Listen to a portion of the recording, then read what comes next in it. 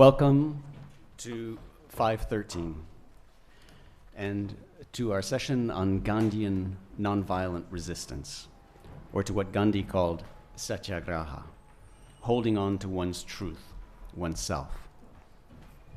I'm delighted to have such a distinguished panel today of extraordinary scholars and dear friends who have each written for us rich and intellectually challenging essays that we posted on the 1313 website, and I know you've read them. The ground has been tilled in such an extraordinary way with your essays. I know I speak for everyone here when I say thank you, Professor Bhanu Bargu.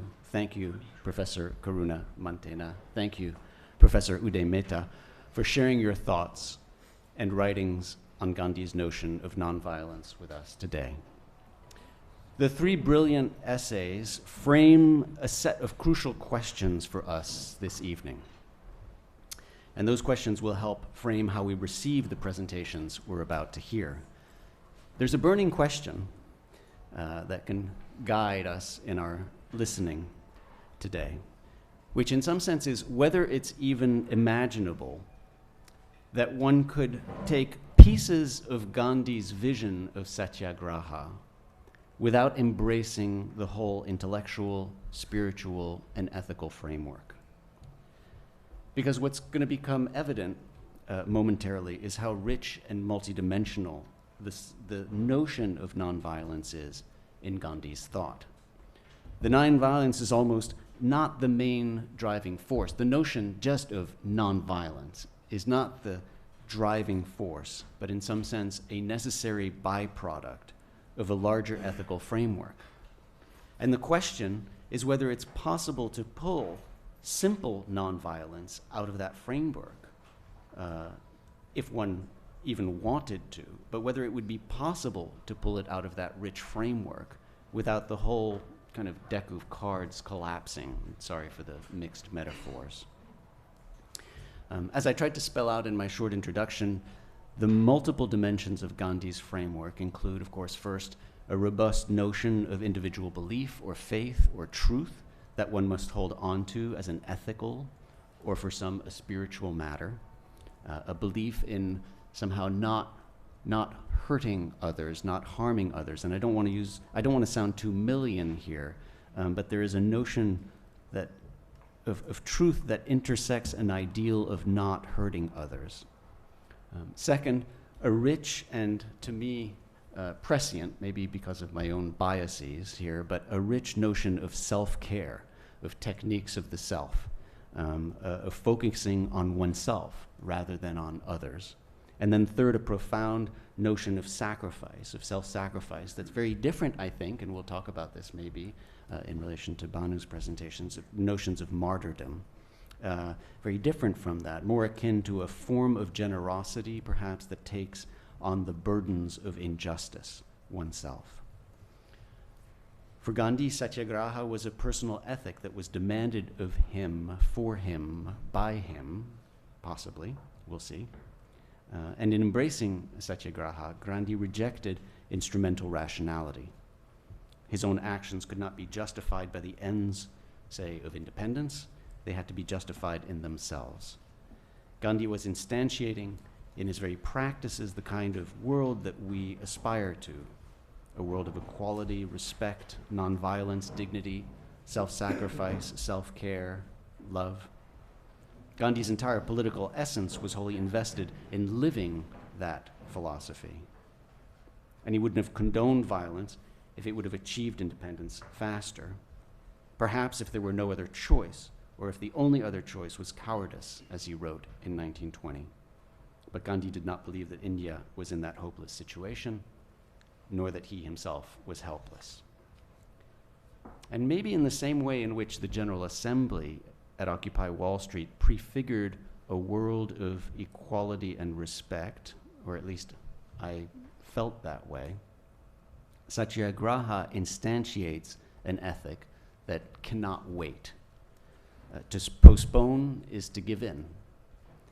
In Gandhi's view, and that of many others, it's essential to stay true to one's belief now and later, and hence the very term, staying true to yourself.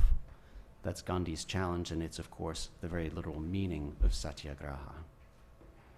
I think these readings and these writings, more than any that we've broached so far in the seminar, address head-on the relationship between uprising and subjectivity, or subjectivation, which incidentally will be a topic that we'll be covering in a full-day conference in Paris on December 19th, and you can read about that on the Paris seminar page of the 1313 website.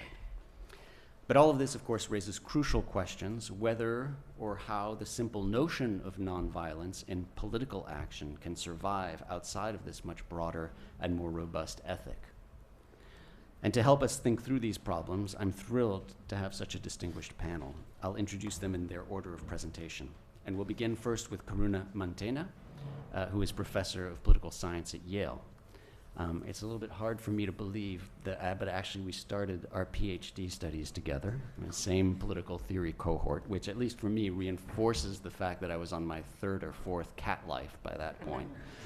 But in any event, it's been for me kind of an unparalleled treat to watch Professor Mantena achieve such brilliance, such a brilliant position and make such important contributions to contemporary critical thought. Her book, Alibis of Empire, Henry Maine and the Ends of Liberal Imperialism, published in 2010, analyzed the transformation of 19th century British imperial ideology.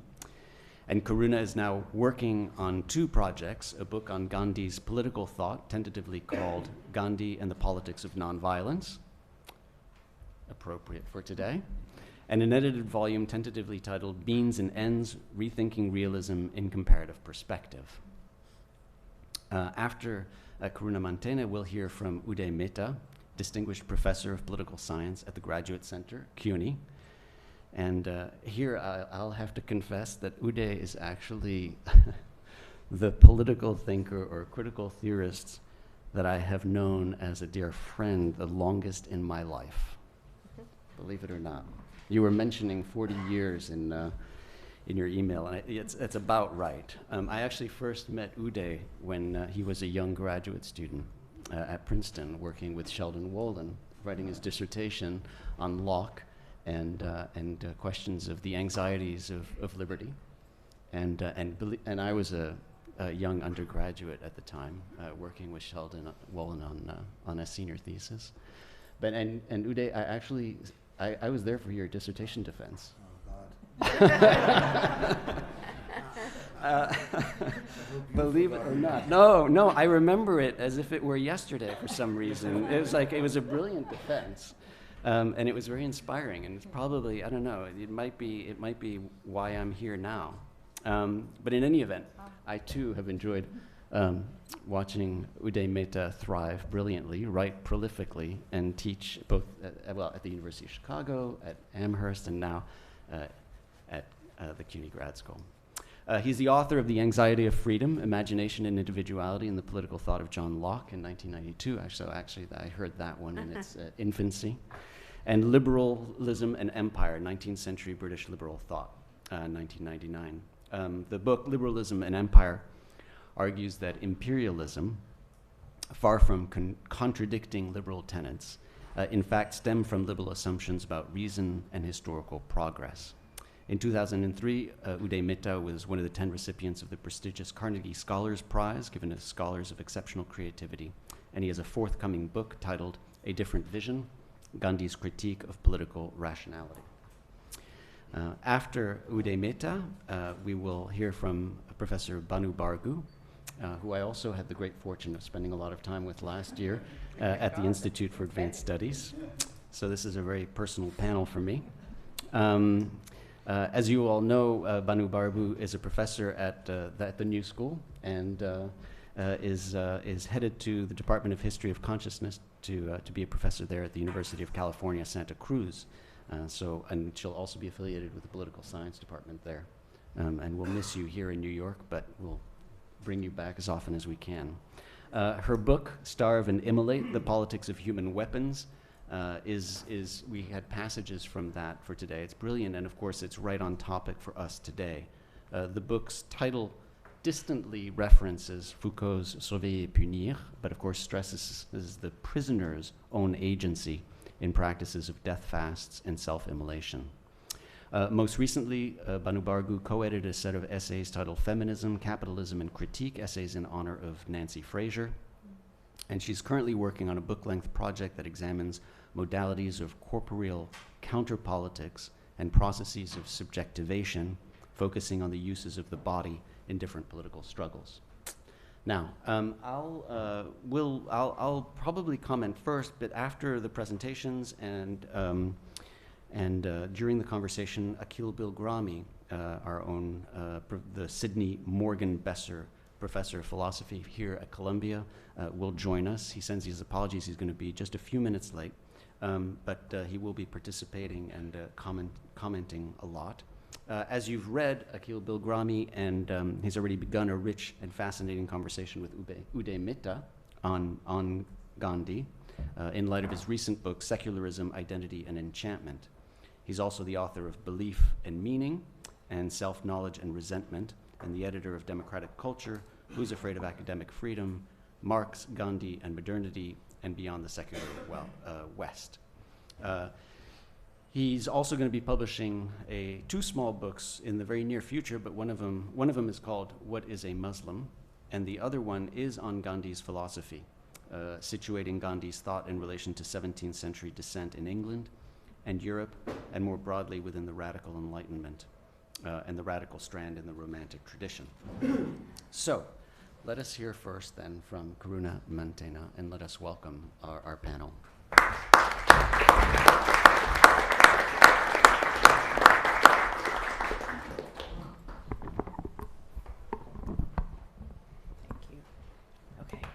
Well, thank you, Bernard. It's lovely to be here, and oh, I think I just have to move it closer. I think it's on. Yes. It's on, yeah. Okay. How's that? Okay. So, so thank you. It's my pleasure to be here and be a part of the seminar, which I've been fortunate enough to attend a few sessions of. So, what I want to consider today is what is distinctive about Satyagraha as a form of political action, and more specifically, what forms of protest can be meaningfully described as nonviolent.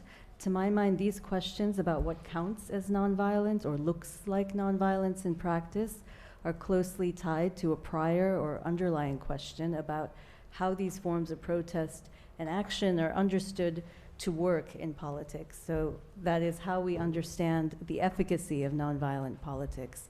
Now, of course, there's, I think, and has been, enormous diversity of forms of protest and action that fall under this broad rubric of nonviolence, as well as a lot of ambiguity and implicit, I think more often than explicit, debate about how nonviolent protest actually works.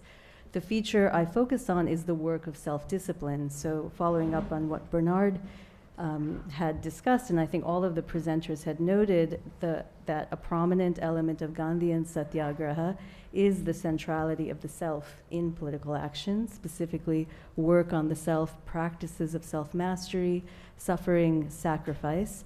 I use the term discipline to characterize these practices of the self. I think it's closer to the Sanskrit term tapas or tapasya, which Gandhi translated as self-discipline or self-suffering. Martin Luther King also emphasized discipline, but this came through more in his use, less in his use of suffering than in his use, and very capacious use, of the term dignity. For example, he often described nonviolence as dignified social action. And what I'll try to convey is what I think of as the distinctive character of nonviolent protest is the cultivation, dramatization, and display of dignity and protest in the organization of protests.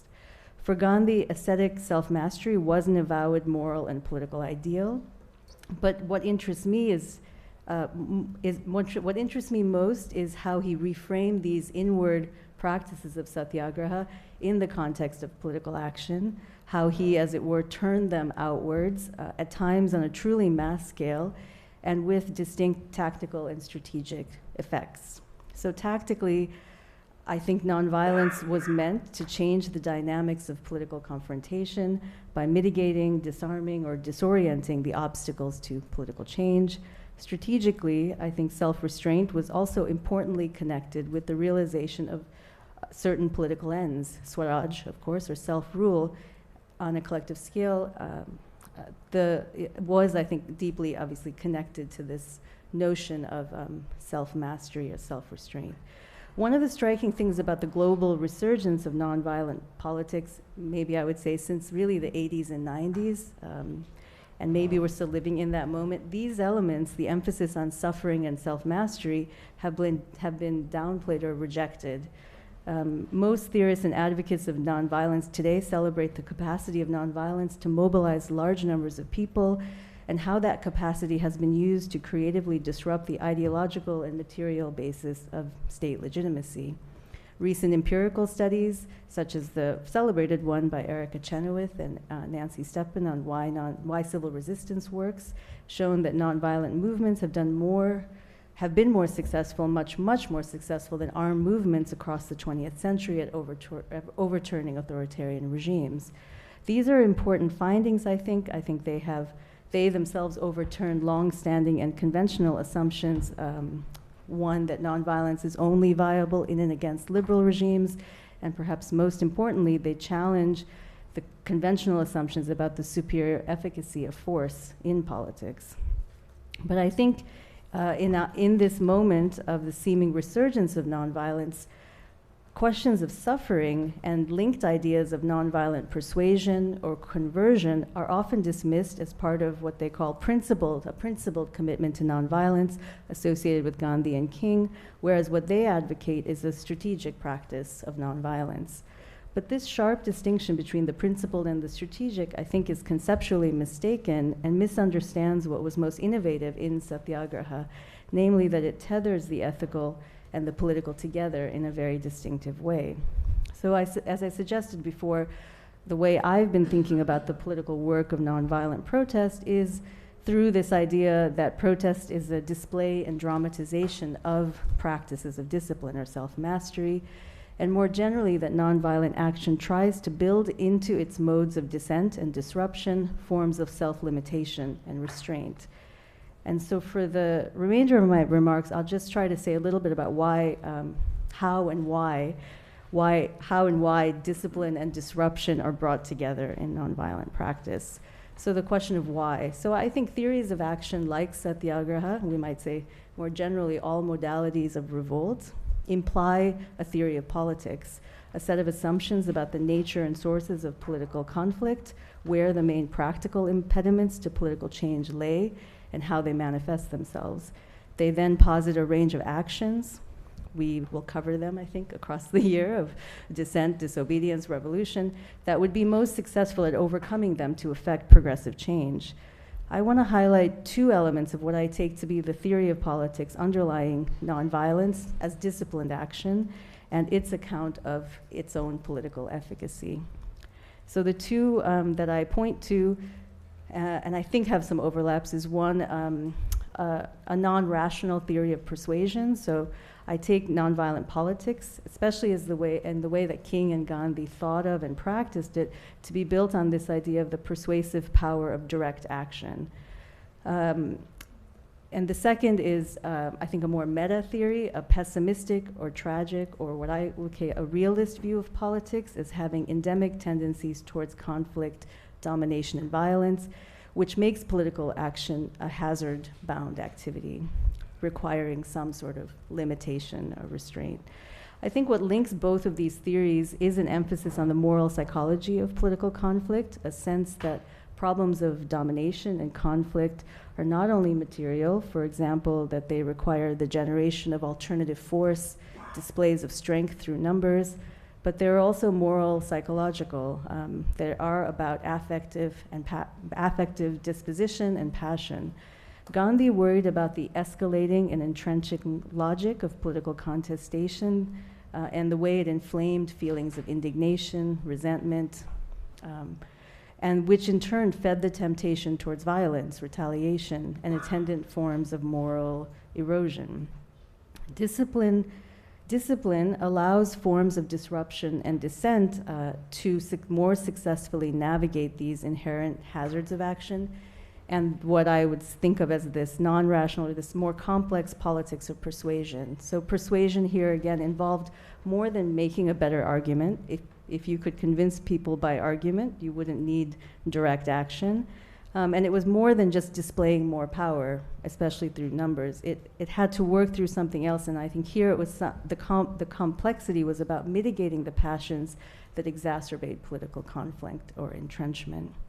Gandhi and King both thought political arguments were ripe with rationalizations and affective, that's the term that they would like to use, and affective modes of resistance, resentment, pride, egoism, and that coercive, aggressive, or violent tactics would only exacerbate these tendencies towards retrenchment. In this respect, and the point I want to emphasize, is I think the problem of coercion for nonviolent politics was not only moral, but tactical. So, and I think Gandhi insisted that actions that felt coercive would lead to entrenchment, resistance, recalcitrance, and therefore were not effective. So here I'll just try to say a little bit about how that works in practice, at least some indication. And I think these are, of course, very contested and controversial accounts, because I'm sure many people, in fact, I think many people don't believe something like nonviolent persuasion happens. So this is the account of, if you thought it did, this is something like what it would look like. So why, so what is, how does discipline disruption work in practice? How is it made to, how do you make disruption not seem or feel coercive?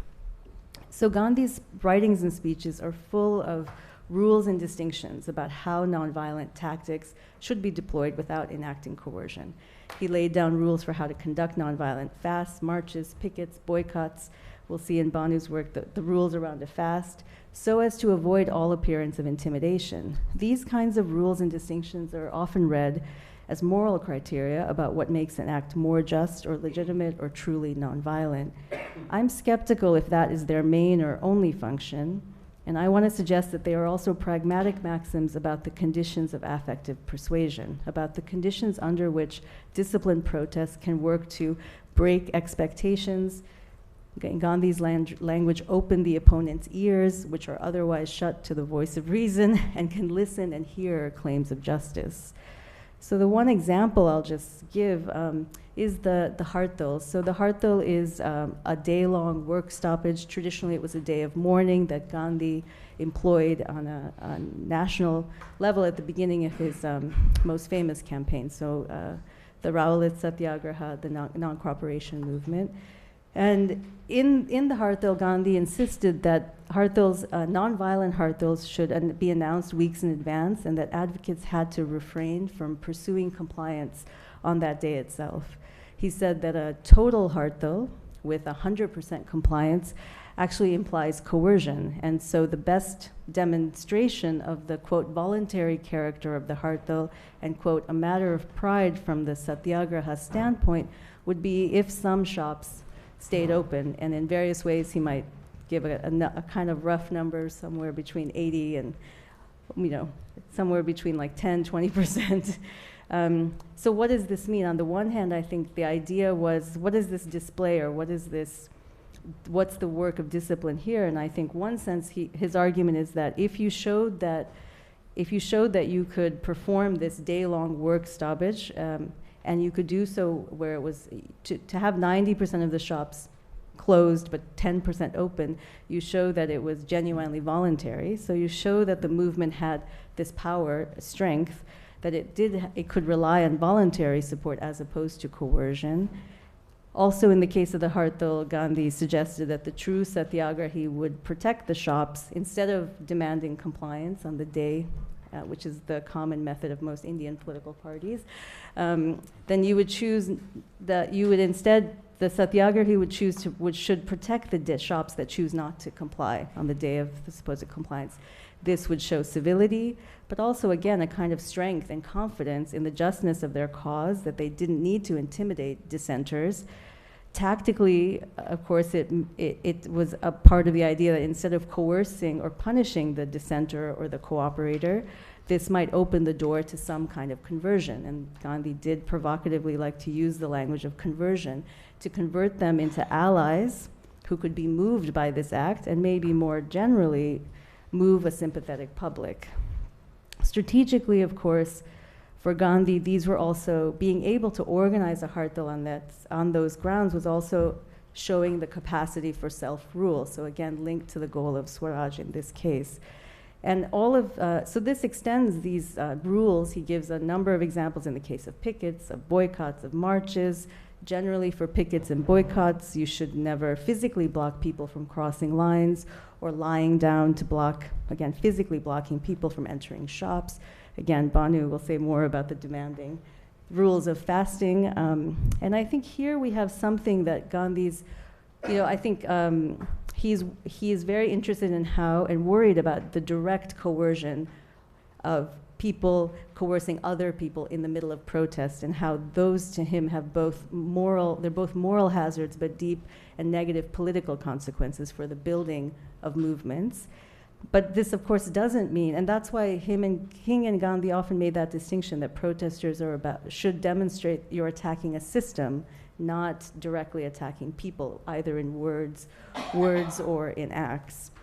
So this, of course, means, that protesting, as anyone would say, protest always involves, when you're attacking systems of injustice and domination, and Gandhi would agree, you are always inconveniencing people. So how do you, and I think, so one of the things that I think this is where the distinction works is direct or indirect. So how do you do this by not directly attacking people who are privileged by that system?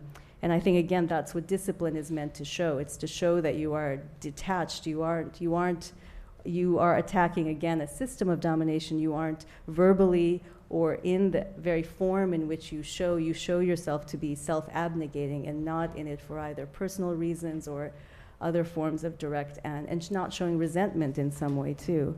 And the one example you can show that he does, of course, understand and accept that nonviolent disruption will have indirect coercion. So the example I think in the readings was about this classic case that people accused non-cooperation of being violent because it was undermining the Lancashire mills livelihood, mill workers' livelihood in England.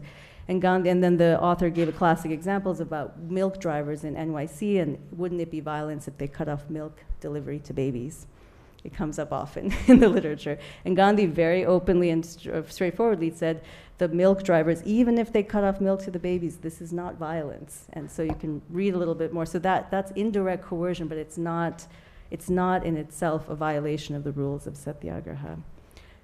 So I'll just end on this point. So on 2 points. One is, I think, the idea that, I think what Gandhi was getting at here was that disruptive protest, again, will disrupt and will inconvenience, but the way they can work and really persuade or counter those the negative consequences of that disruption or inconvenience, which would be to either alienate potential allies or make people indifferent or, again, affectively predetermine a kind of distance from protest, is to try to mitigate those aspects through discipline. Another famous account of this was Reinhold Niebuhr's very early interpretation of Gandhi in the 1930s, which was influential on King, very much focused on this interactive effect of discipline on the passions. But I think the final 2 points I just want to end with is this language of restraint is often read as a kind of conservatism, that a kind of straining back of disruption.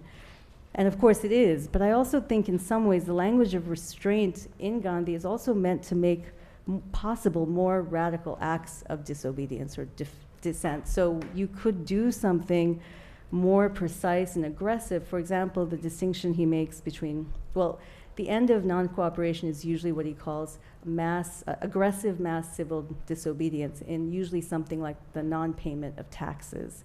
Now this he takes to be aggressive because it's not just contesting the morality of a single law. There's nothing wrong, he would say, with the law of taxation, but by contesting the law of taxation, you're contesting the legitimacy of the government as such. So it's the most radical act of, and in order for that act to be heard or felt or understood as being about the legitimacy of the regime and not about anything else or anarchy, and also to get people on your side, that those kinds of radical acts have to be the most disciplined, have to be worked up to, and have to have the most exemplary actors involved. So I think this was the attempt that he was tying together, you know, fierce defiance and discipline, radical fearlessness and civility, precisely to get the effect of dissent or disobedience to do its work. Thank you.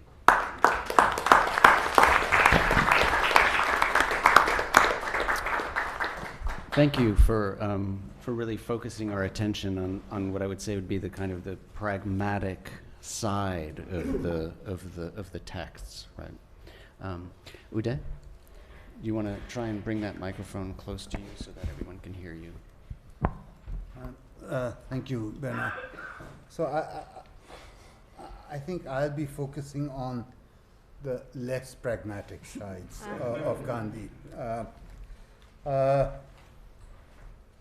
it seems to me there are three aspects which distinguish Satyagraha from other familiar modes of public action.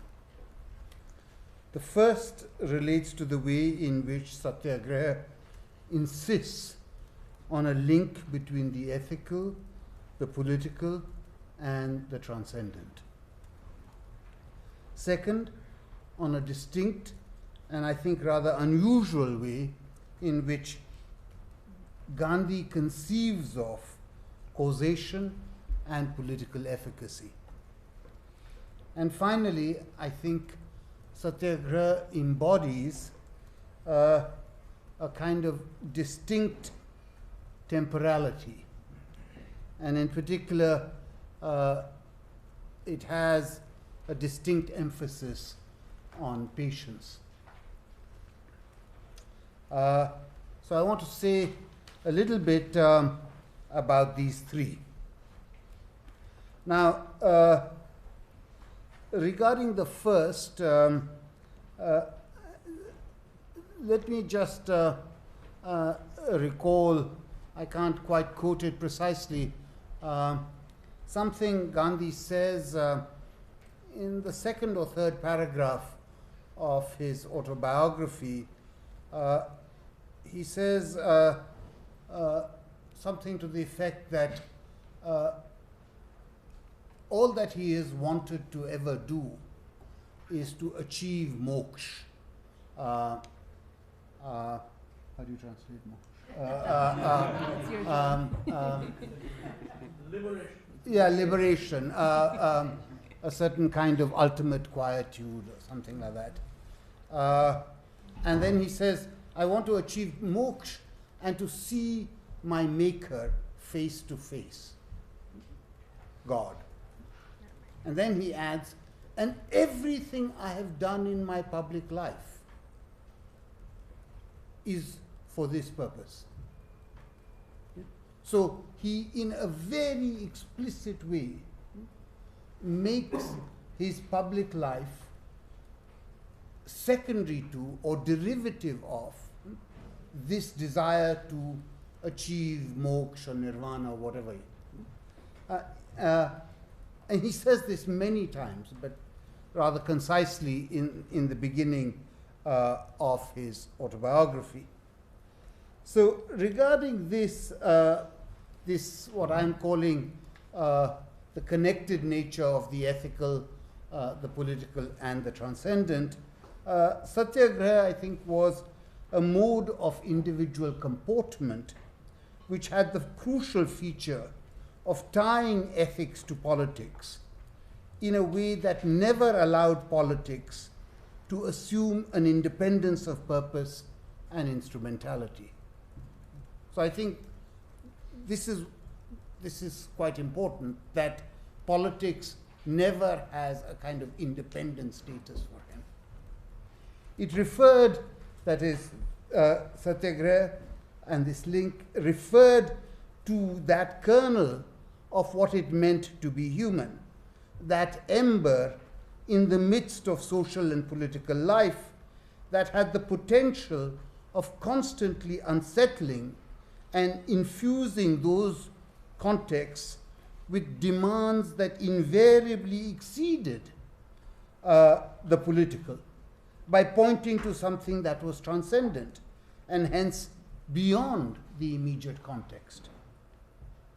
It involved what Gandhi took to be the core of what it meant to be human.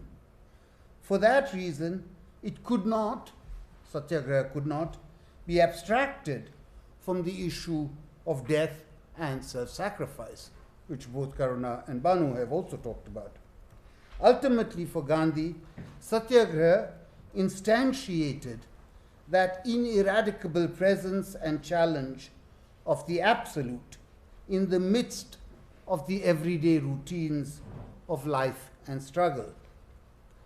This is, in part, I think, why it is difficult to incorporate Gandhian accounts of ethics, politics, and protest with typical narratives offered by Marx or Mill or Weber or Lenin and others in European modernity, in which politics, it seems to me, is a rational activity that is constrained.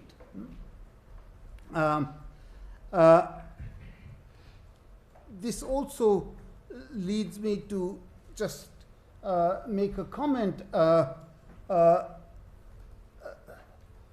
which isn't entirely tied to Satyagraha, but I think it's relevant, which is, I think, unlike most modern conceptions of politics, Gandhi, I don't think, has a philosophy of history. And he doesn't have a teleology. It isn't a story that is leading to something. And this is, in part, this accentuates this link to the transcendent. There just isn't anything like a liberal or a Marxian or a Hegelian kind of philosophy of history. This is where the story is heading. Well, with Gandhi, you can't answer that question. You know where the story is tending. There just isn't a philosophy of history. And nothing, it seems to me, in Gandhi, turns on the logic of history. They just, and it's one of the things that's very striking to me and often very disturbing is that even when he's talking about exploitation, he doesn't give a historical account of it. This exploitation is not the work of history. The way you would see in, let's say, in Marx. There's a historical account being given of exploitation. You just don't see that.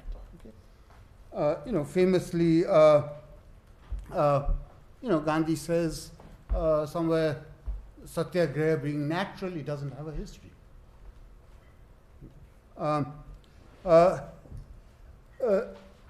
Now,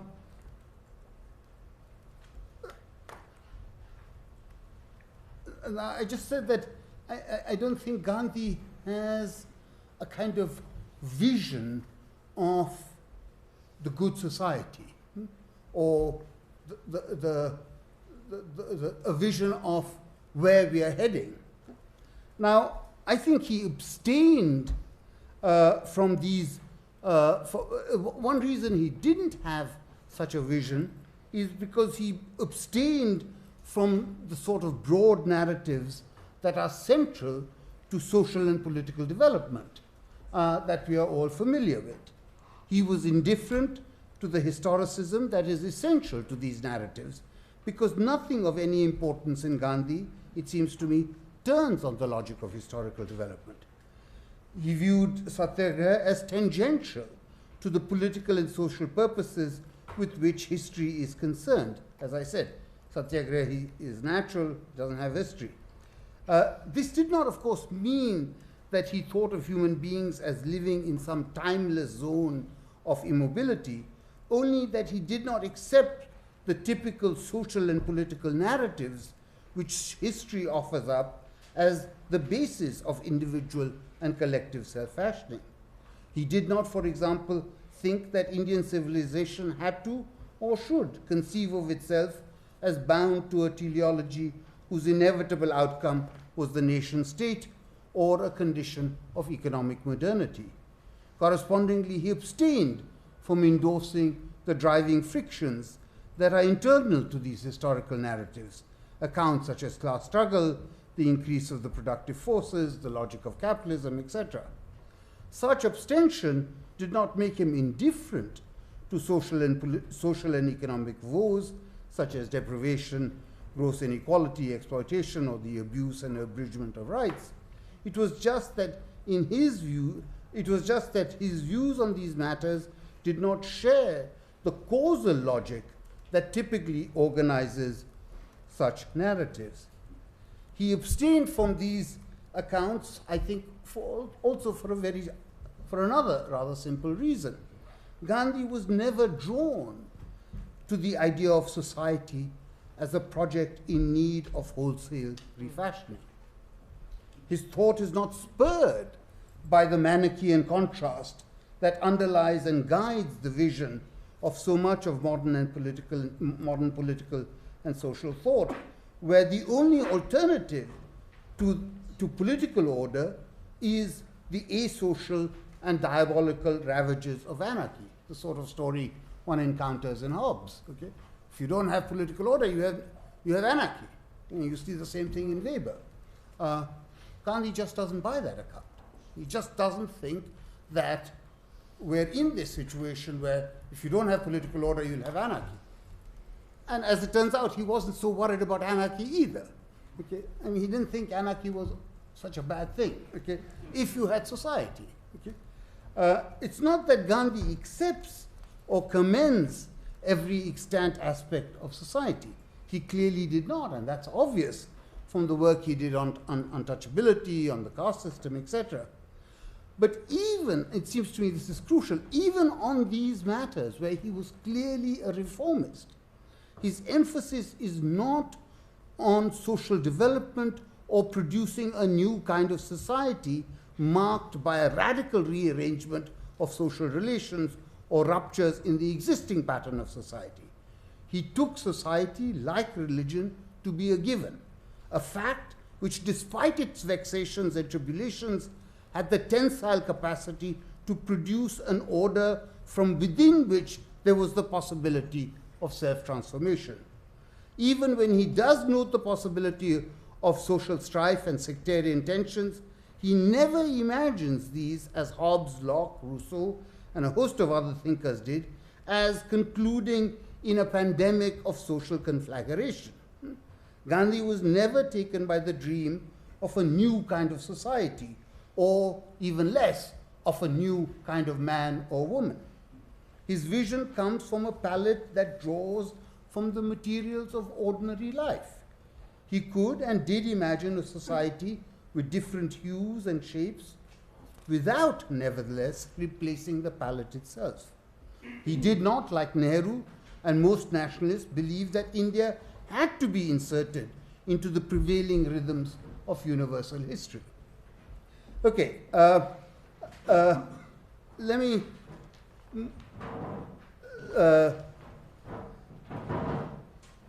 say something about the second point, which is the unusual, and one might even say bizarre, account he has of historical causation. So at various points, Gandhi says something to the effect that, look, you don't need a mass movement.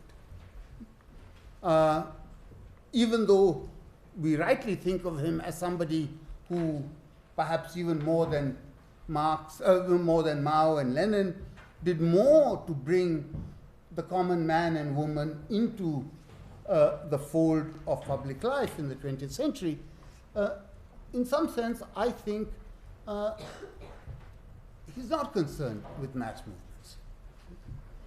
He's not concerned with articulating the masses into a movement, let me put it that way.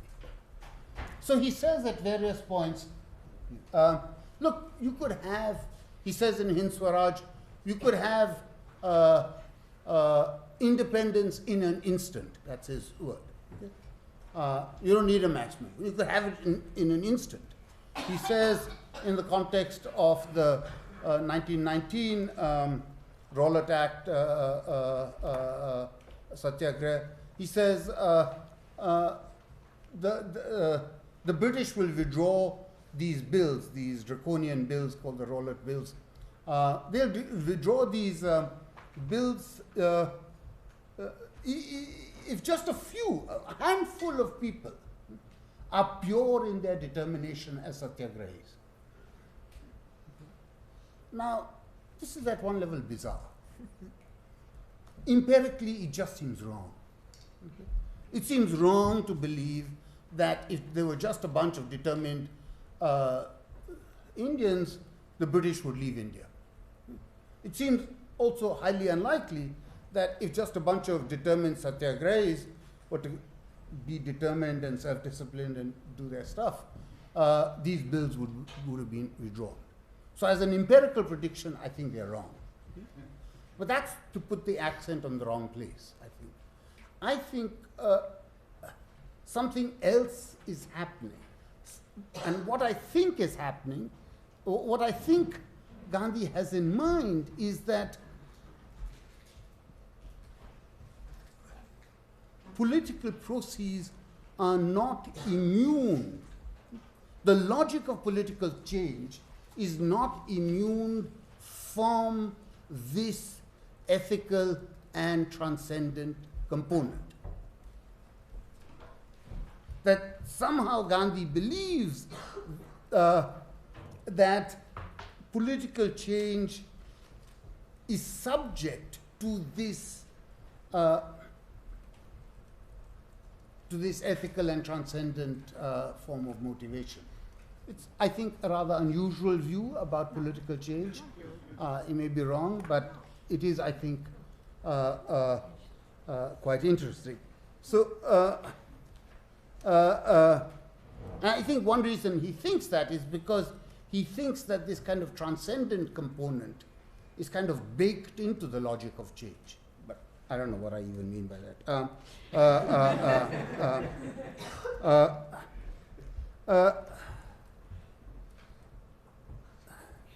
So the final point. Should I stop? Good. No.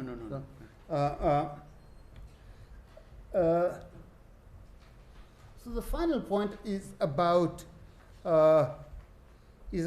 patience. Now,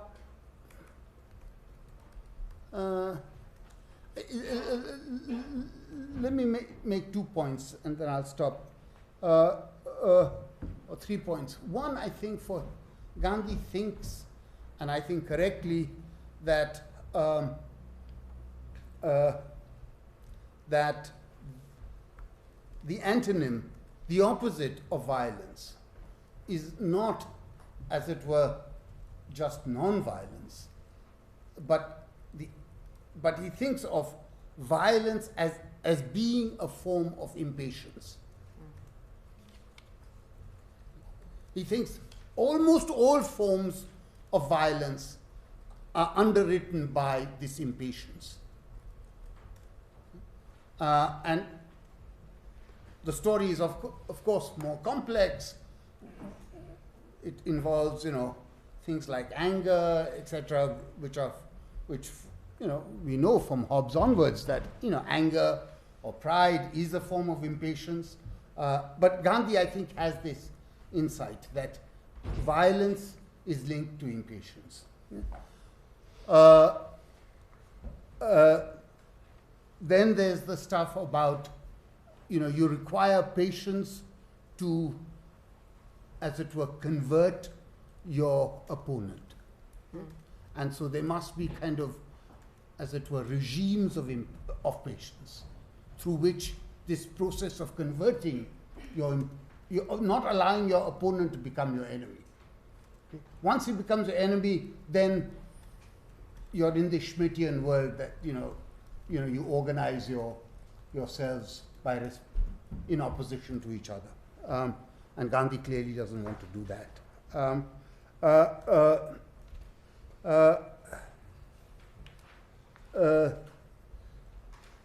The other thing, and this relates to the previous point, I think, is that at various points, I think at crucial points, Gandhi says things like, look, we just have to do what we have to do. And time will do the rest.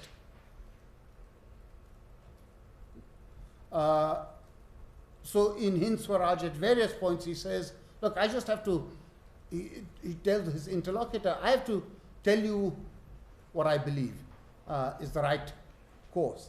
And I'm confident that time will do the rest. Okay? Similarly, with regard to Hindu-Muslim relations, at various points he says, you know, this is how we have to behave, and time will do the rest. Okay?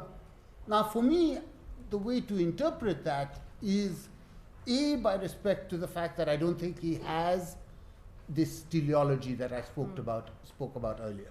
So there isn't a kind of specific path that the story is meant to take. You know, so the story could go, if there was a specific path, then the story could go wrong. Time could actually take you on the wrong route. But there isn't a teleology. There isn't a journey set in advance. Okay? So the idea that time, that we have patience, I think what's linked to that idea is that patience is that mechanism through which we reshape ourselves, or we get to know ourselves. We have the appropriate kind of self-disposition, the appropriate kind of self-knowledge, the appropriate kind of self-care, so that we do things in the right way. Because there is no right way specified in advance. If you had a philosophy of history, you could specify where you want to go in advance. But because you don't have that, what you need is the appropriate conditions through which the appropriate self will get formed. Okay, I'll stop here. Great, thank you.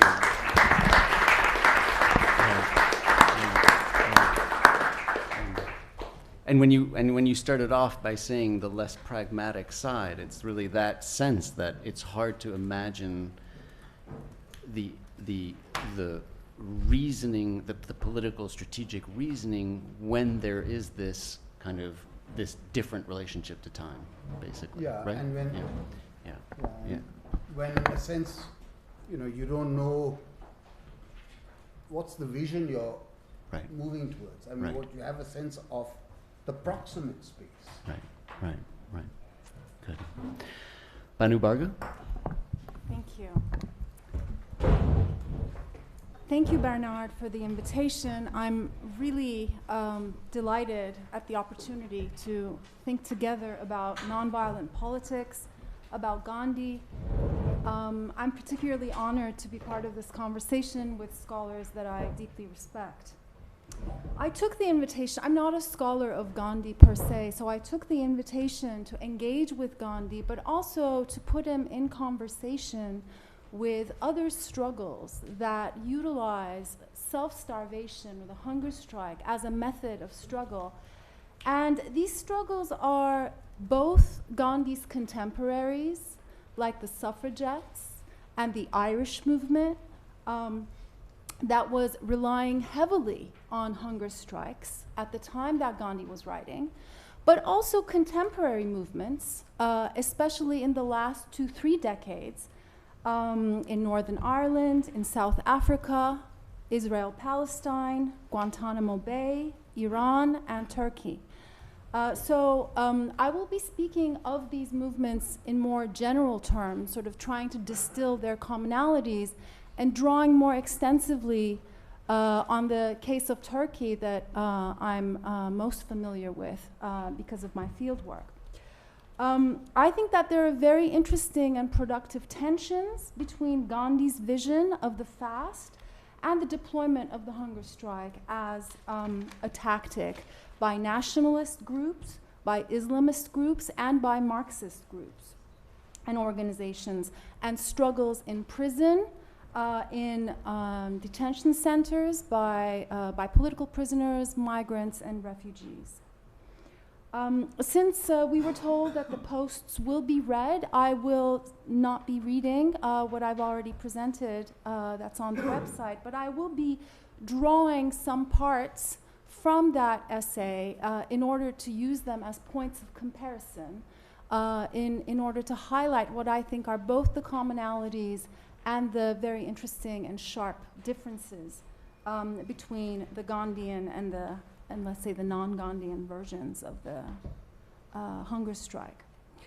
The first aspect that strikes one when looking at Gandhi's conception of the fast is its nonviolence. It's characterized by his overarching philosophy of ascetic discipline, by which one becomes a master of oneself. So self-starvation in this sense is simply an extension of self-restraint. It is an exercise in self-purification and the strengthening of one's soul. In this sense, it is at once a moral act as it is a political one. And in fact, insofar as the emphasis is on inflicting suffering on oneself as part of the training of one's soul, of eliminating the thought of wrongdoing and injustice from oneself, I think the moral aspect is much more pronounced. In this sense, a fast is the expression of a spiritual force, and I want to note that Gandhi's conception of Satyagraha, but also the fast, is really grafted on a very dualistic view of the human being between the soul and the body, asserting the primacy of the soul. Let me just read this one quote that I think very strongly encapsulates this primacy of the soul. Gandhi writes, "Only those who realize that there is something in man which is superior to the brute nature in him, and that the latter always yields to it, can effectively be satyagrahis." Now, the non-violent and the moral, the ascetic discipline, the self-mastery, purification, infliction of suffering, I think these are very different from the ways in which contemporary movements in particular take up the hunger strike, in which the emphasis is much less on the moral and much more on the political.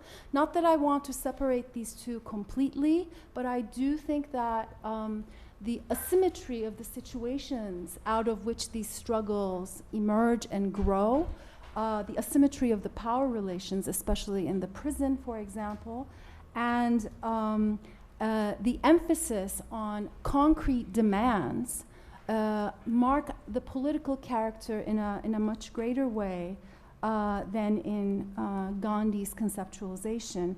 So in these struggles, self-mastery is not really the goal, but perhaps the means of being a soldier, a good soldier, a good militant, a good activist, a nationalist, communist, whatever ideology one is the soldier of. The emphasis is not on self-purification or spiritual transformation, but the achievement of concrete goals and demands. These could be prisoner rights, recognition of status, especially political status in prison.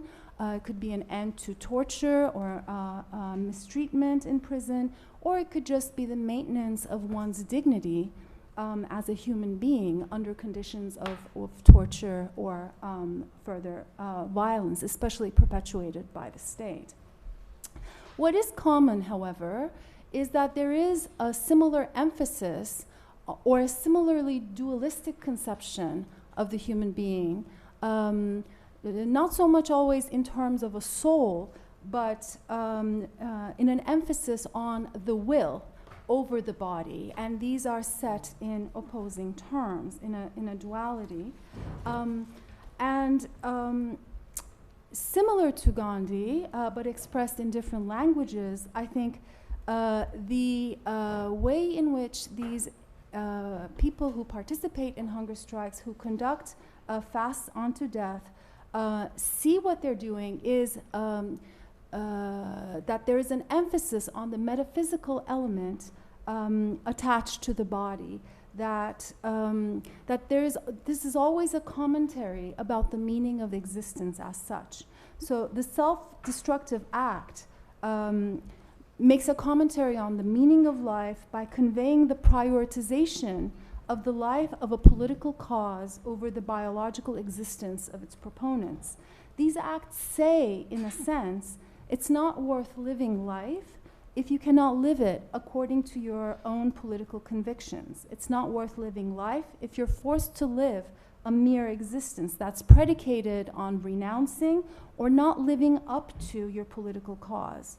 So without this component, I think it would be very difficult to understand the specificity of self-destructive practices that include the hunger strike vis-a-vis other practices of resistance, their extremity, their existential and total nature. So for these reasons, I find it more apt to refer to these sorts of struggles or tactics as the weaponization of life rather than the weaponization of the body, which is sometimes something that you can encounter in discourses that study or comment on these movements. And I use this characterization to highlight the violence that inheres in the weaponization of life, less as a political instrument than as a form of political expression, an expression of this political conception of life and its priority. So by emphasizing in Gandhi the moral aspect, I don't mean to imply that his version of the fast is completely devoid of a political one. Of course it's not, but I think it's much, it's more of a pedagogic, the political aspect of it resides in more of a pedagogical relationship that Gandhi establishes with the masses, with the people he wants to convert through the act of fasting and through the suffering of the act of fasting. And here I want to highlight another passage. So at the same time as the hunger strike for Gandhi is an act of ascetic self-mastery, it is also a patient education of the other away from error. The desire to convert the other by love through the imposition of suffering upon oneself. Gandhi writes of Satyagraha that, and I quote, "The doctrine came to mean vindication of truth, not by infliction of suffering on the opponent, but on oneself. Such suffering must be an educative force. It must change the other by reaching the heart. The Satyagrahi's suffering, Gandhi expected, would show the righteousness of their cause, change public opinion, and inspire others to change themselves. Such conversion required steadfast adherence to one's cause, courage, and a willingness to sacrifice, but as Uday has already mentioned, it required patience most of all. As such, even patience could be refashioned as a test of the strength of one's soul, as even one's impatience toward the recalcitrant other must be redirected towards the self. Gandhi writes, he must be prepared even to fast unto death." And also important to note here is that this emphasis on the suffering of the self is not perceived as violence for Gandhi. It does not constitute violence. Violence must be avoided in act, in thought, and in speech. Now, when we turn to contemporary struggles, I think we can observe that the sacrificial logic is shared to a large extent. However, suffering is no longer really the emphasis. Suffering is not a good in itself, or seen as a pedagogical force, but an inevitable burden to bear in the struggle in order to achieve its goals. It's like if for Gandhi being wounded in a battle is a sign that you are fighting, it is also a sign that you are fighting for the right cause and that your suffering will inspire others to continue what you're doing. For these movements, I think there's no sense that you should be imitated in your suffering or for your suffering. It should only prompt others to support you in that battle that is taking place. So I think the sacrificial aspect has become particularly prominent, but when we look at these struggles, and especially the struggle of hunger strikes and death fasts that have come out of Turkish prisons in the last 2 decades, one can see that the participants of these movements are motivated by similar values, some of which Gandhi has already emphasized in relation to self-discipline. But this self-discipline is a kind of soldierly discipline of participating in a movement and being a militant. It's complemented by dedication to the cause, conviction, solidarity, and the readiness to sacrifice. And here, I want to highlight some of the criteria that, for example, were used in recruiting hunger strikers in Turkish prisons. It's very interesting because organizations had very great interest in making sure that people were participating for the right reasons. So a willingness to die, for example, would be a prime reason for disqualification. Similarly, if you had a fatal illness, you should not participate in a hunger strike. This would be seen as some sort of escapism.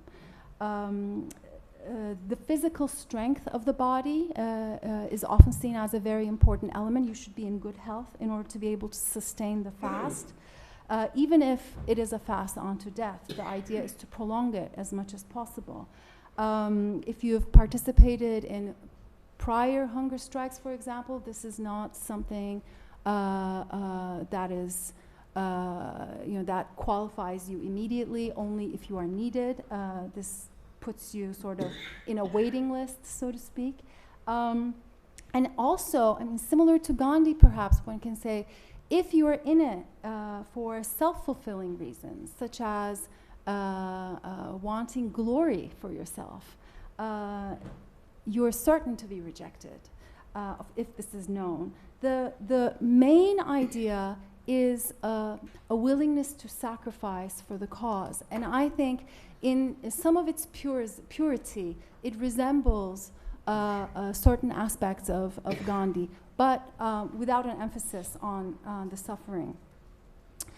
Third point is what Gandhi distinguishes between a fast that is conducted against the lover versus a fast that is conducted in order to gain concessions.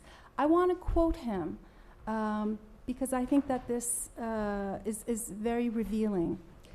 Fasting in Satyagraha has well-defined limits, Gandhi argues. You cannot fast against a tyrant, for it will be a species of violence done to him. You invite penalty from him for disobedience of his orders, but you cannot inflict on yourselves penalties when he refuses to punish and renders it impossible for you to disobey his orders so as to compel infliction of penalty. Fasting can only be resorted against a lover, not to extort rights, but to reform him, as when a son fasts for a father who drinks. My fast at Bombay and then at Bardoli was of that character. I fasted to reform those who loved me, but I will not fast to reform, say, General Dyer, who not only does not love me, but who regards himself as my enemy. Am I quite clear? End of quote. I think for Gandhi, the idea of fasting for love, fasting to transform the people that love you, is deeply connected to the role that he sees for the public. And the idea that the masses are really the object, the target of the fast, the possibility of turning them away from error, of enlisting them into further actions of Satyagraha. It involves a kind of moral leadership that fasting entails a kind of moral leadership that is expected to be a slowly transforming force. Now, turning to contemporary movements, I think the masses and public opinion is placed in a rather different position. They're seen more as a reservoir of support who can be mobilized to pressure the state into making concessions. They're not the target of an education, but they are sources of sympathy and solidarity. And in this sense, I think when Gandhi says that it is not the tyrant but the lover that should be the object of the fast, there is a distinct contrast when we look at the contemporary movements, where really the state, the extraction of concessions, the possibility of negotiation, the give and take, and the assertion of a certain kind of political subjectivity is the object and the objective of hunger strikes. So I think that presents an interesting, important contrast. For Gandhi, fasting is part of a spectrum of actions that are intended, and some of these Karuna has already mentioned, a whole spectrum of actions that are intended to create mass refusal, a withdrawal of consent. And interestingly, even though the whole emphasis is on nonviolence, Gandhi writes that Satyagraha is a weapon. It's a weapon of the strongest, and he has this discussion whether it's a weapon of the strongest or a weapon of the weakest. I want to note the irony of this wording, but also to emphasize that the fast is really a microcosmic instantiation of a collective withdrawal that his political project entails. Now, when we turn to contemporary movements, I think hunger strikes, they are part of a spectrum of actions, but these actions are not necessarily nonviolent actions. There's a broad repertoire of violent and nonviolent actions that are used together. Oftentimes, hunger strikes in prisons are supported both by nonviolent protests outside of prison, but also violent actions such as urban guerrilla attacks and even suicide attacks that complement these kinds of struggles that are taking place in different spaces in order to increase the pressure on governments. And trapped within total institutions such as the prison, the kind of withdrawal that Gandhi foresees is really not very easy to envision. The withdrawal or the formation of alternative institutions, I think prisoners have tried to do this. They've tried to create their own political and communal ways of life behind bars. And these kinds of organizations within prisons, within refugee camps, are often prompters and reasons for the start of struggles between the authorities that oversee those spaces. So in that sense, the withdrawal idea is really not an easy parallel to replicate. Now, when Gandhi is distinguishing between Satyagraha as a weapon of the strongest versus a weapon of the weakest, he labels the latter as passive resistance and discusses extensively the suffragettes and their struggle as an example of passive resistance. I mean, in my opinion, there's nothing passive about the suffragettes or the Irish national liberation struggle. And I think in Gandhi's effort to distinguish his own nonviolence from his contemporary struggles, I think he's rather ungenerous toward these movements fighting against the same government. I mention in the essay, and I want to mention their names here as well in order also not to make this solely about Gandhi, figures such as Marion Wallace Dunlop, Selina Martin, Leslie Hall, Grace Rowe, Kitty Marion. These are the suffragettes that have hunger striked in prison during Gandhi's, or actually before, this is in the 1910s.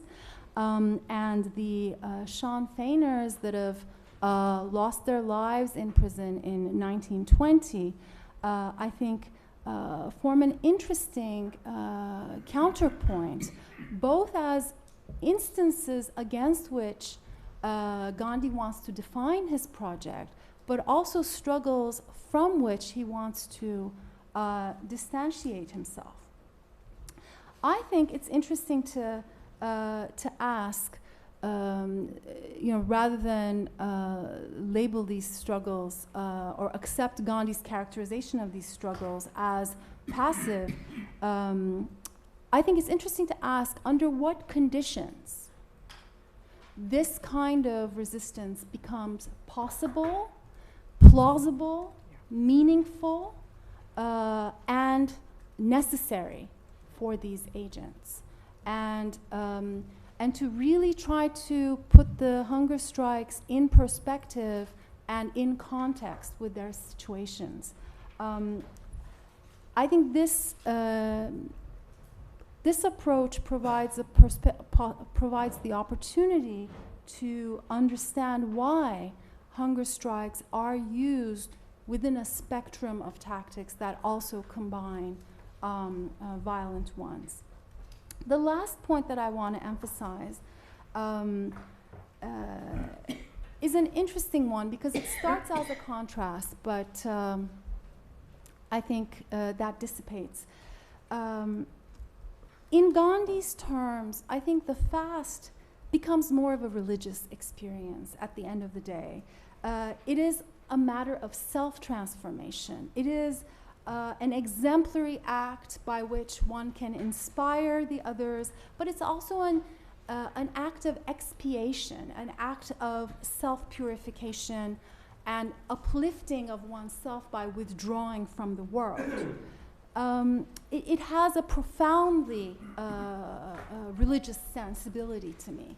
Now, contemporary movements that utilize the hunger strike I think are very secular in comparison, at least in terms of the way in which they articulate what they're doing. And yet, by doing what they are doing, they do achieve a similar kind of quasi-religious sensibility, a theologization, so to speak. And in the Turkish case, for example, that I studied, what was really interesting was that the participants of the hunger strike were Marxists. They were secular. They were atheists. But at the end of the day, the kind of Marxism that resulted from their struggles was deeply sacrificial and put martyrdom at the center. And I think that an interesting discursive shift that has taken place in that context, but is not limited to it, is the shift from the idea of a hunger strike to one of a fast, or a death fast, even a fast unto death. Now, the idea animating the hunger strike is a combination of a very perennial leftist democratic concern with hunger and the common political strategy of the labor strike combined. The fast, or the death fast, shifts the focus from life to death with unmistakably theological, also religious connotations associated with fasting. And this is the case even when the participants are not themselves religious. And I think with this kind of theologization, with this kind of transformation, what happens is that we see a kind of a new figure emerge on the political scene, what I want to call the militant martyr, no longer just the militant, but the militant who is always already a martyr, who's ready for martyrdom and embraces that quality. The ideal, the political ideal, is as a result of this theologization sacralized and relegated to an imaginary and mythical future, and victory is continuously deferred because most of these hunger strikes do not succeed. And the idea is that a chain of revolutionary martyrs, sort of stretching endlessly from the depths of history and towards an indefinite future, an imagined but never localizable final point of victory, define a kind of a conception, a historical horizon.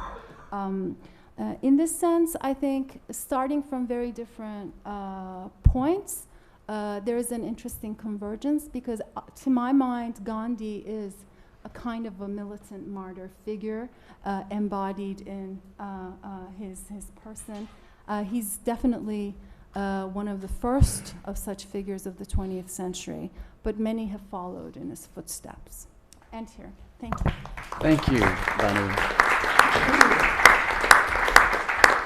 Thank you.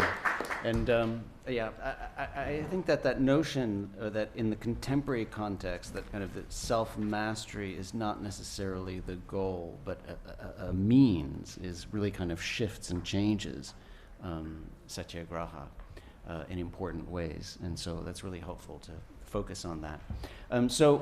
Let's turn next then to Akeel Bilgrami to intervene and comment. And here, can you turn on the HH?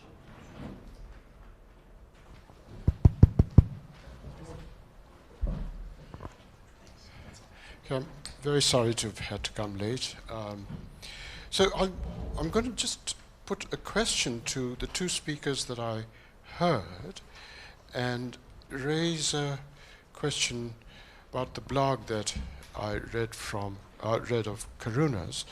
Since I find myself in almost complete agreement with Karuna, I don't really have a question for her, but I'll try and make a comment based on her excellent blog.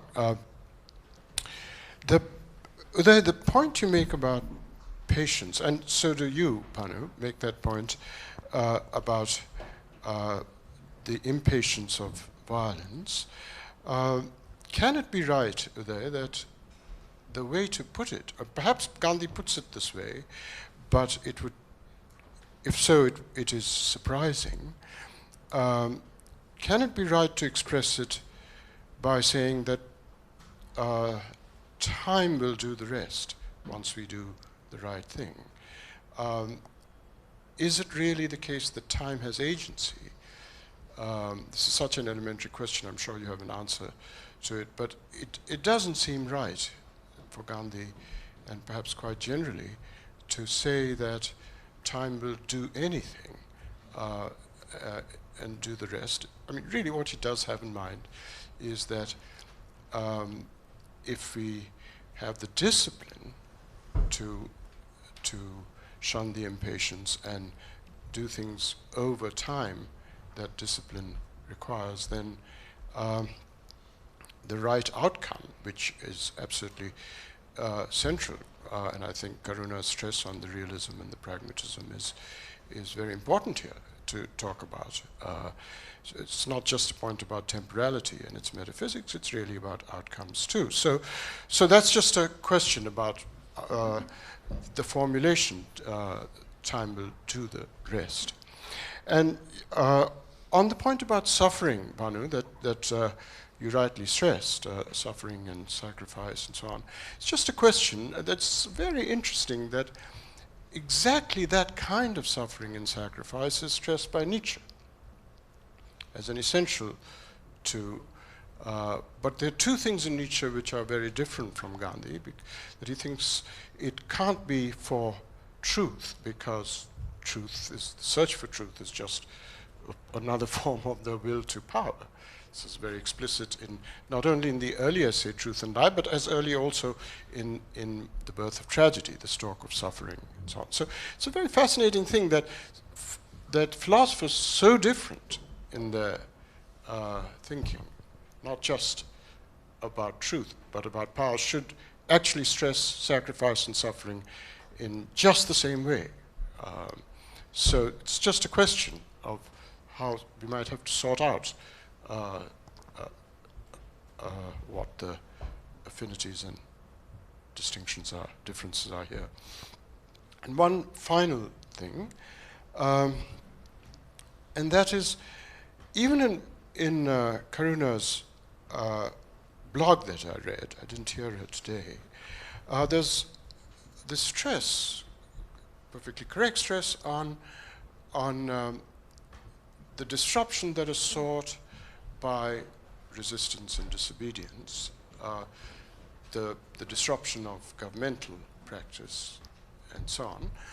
But one of the things that doesn't get explicitly mentioned in what I heard and what I read is the great stress in Gandhi on the disobedience to laws that are unjust. Not just governments, but actually laws that are unfair. And that seems important, because what Gandhi explicitly says is that through the resistance to or disobedience of laws that are oppressive or unjust, one actually seeks and finds the truth, right? So the truth is in that sense aspirational, and disobedience is a form of search of the truth. It actually yields the truth if the resistance is properly sought or pursued. Now, that suggests, at least by implication for me, that the law can't have the truth. That is, and one of the criticisms of modernity or the Enlightenment in Gandhi, not very distant from Foucault, is that the political theories of the Enlightenment really did think that, at least in politics, the truth resided in the law in some sense, right? And there was real resistance to that idea. The truth comes, in a way, from resistance to the law when it's unjust. And so it's not just the injustice that one is opposing, but it's really putting the idea that the truth really is not part of what is in the law. And I think this is part of a general point that the Enlightenment really reduced the human being to the citizen and to the constitutions and codes and laws that define citizenship. So truth really is something one seeks by resistance to the law, and the Enlightenment far too much equates political truth with what is presented in the law, citizenship, constitutions and codes, and that amounts to what he's really most deeply against, that the Enlightenment equates or reduces human beings to citizens. Okay, thanks. Thank you, Akeel. And so let me just pick up a little bit on the first line of inquiry before turning it back to our panelists, because I too was kind of puzzled by this notion that time will do its work, or time will take its time or do something. And in part, I do find that this notion of violence being a form of impatience is particularly interesting. And as you were speaking, and as I had been reading the text, I was thinking of this counterfactual, right? Obviously, it's difficult to deal with counterfactuals, but could India have achieved independence through violent insurrection, right? And of course, the answer has to be yes. I mean, it's a counterfactual, but I mean, it was true in Indochina, it was true in Algeria, it was true in Malaya, it was true in Vietnam and elsewhere. I mean, if you look at the historical geopolitics of the Cold War, you have to imagine that, yes, of course, India would have achieved independence. And the next question is, would it have taken more time, right? Or less time, right? And what if it would have taken less time? Now, obviously, of course, if we don't have a philosophy of history, or if we have no, if we kind of extract the historical context, it's then difficult to answer that question, or to even pose it, or to, right. But let's pose it for a second.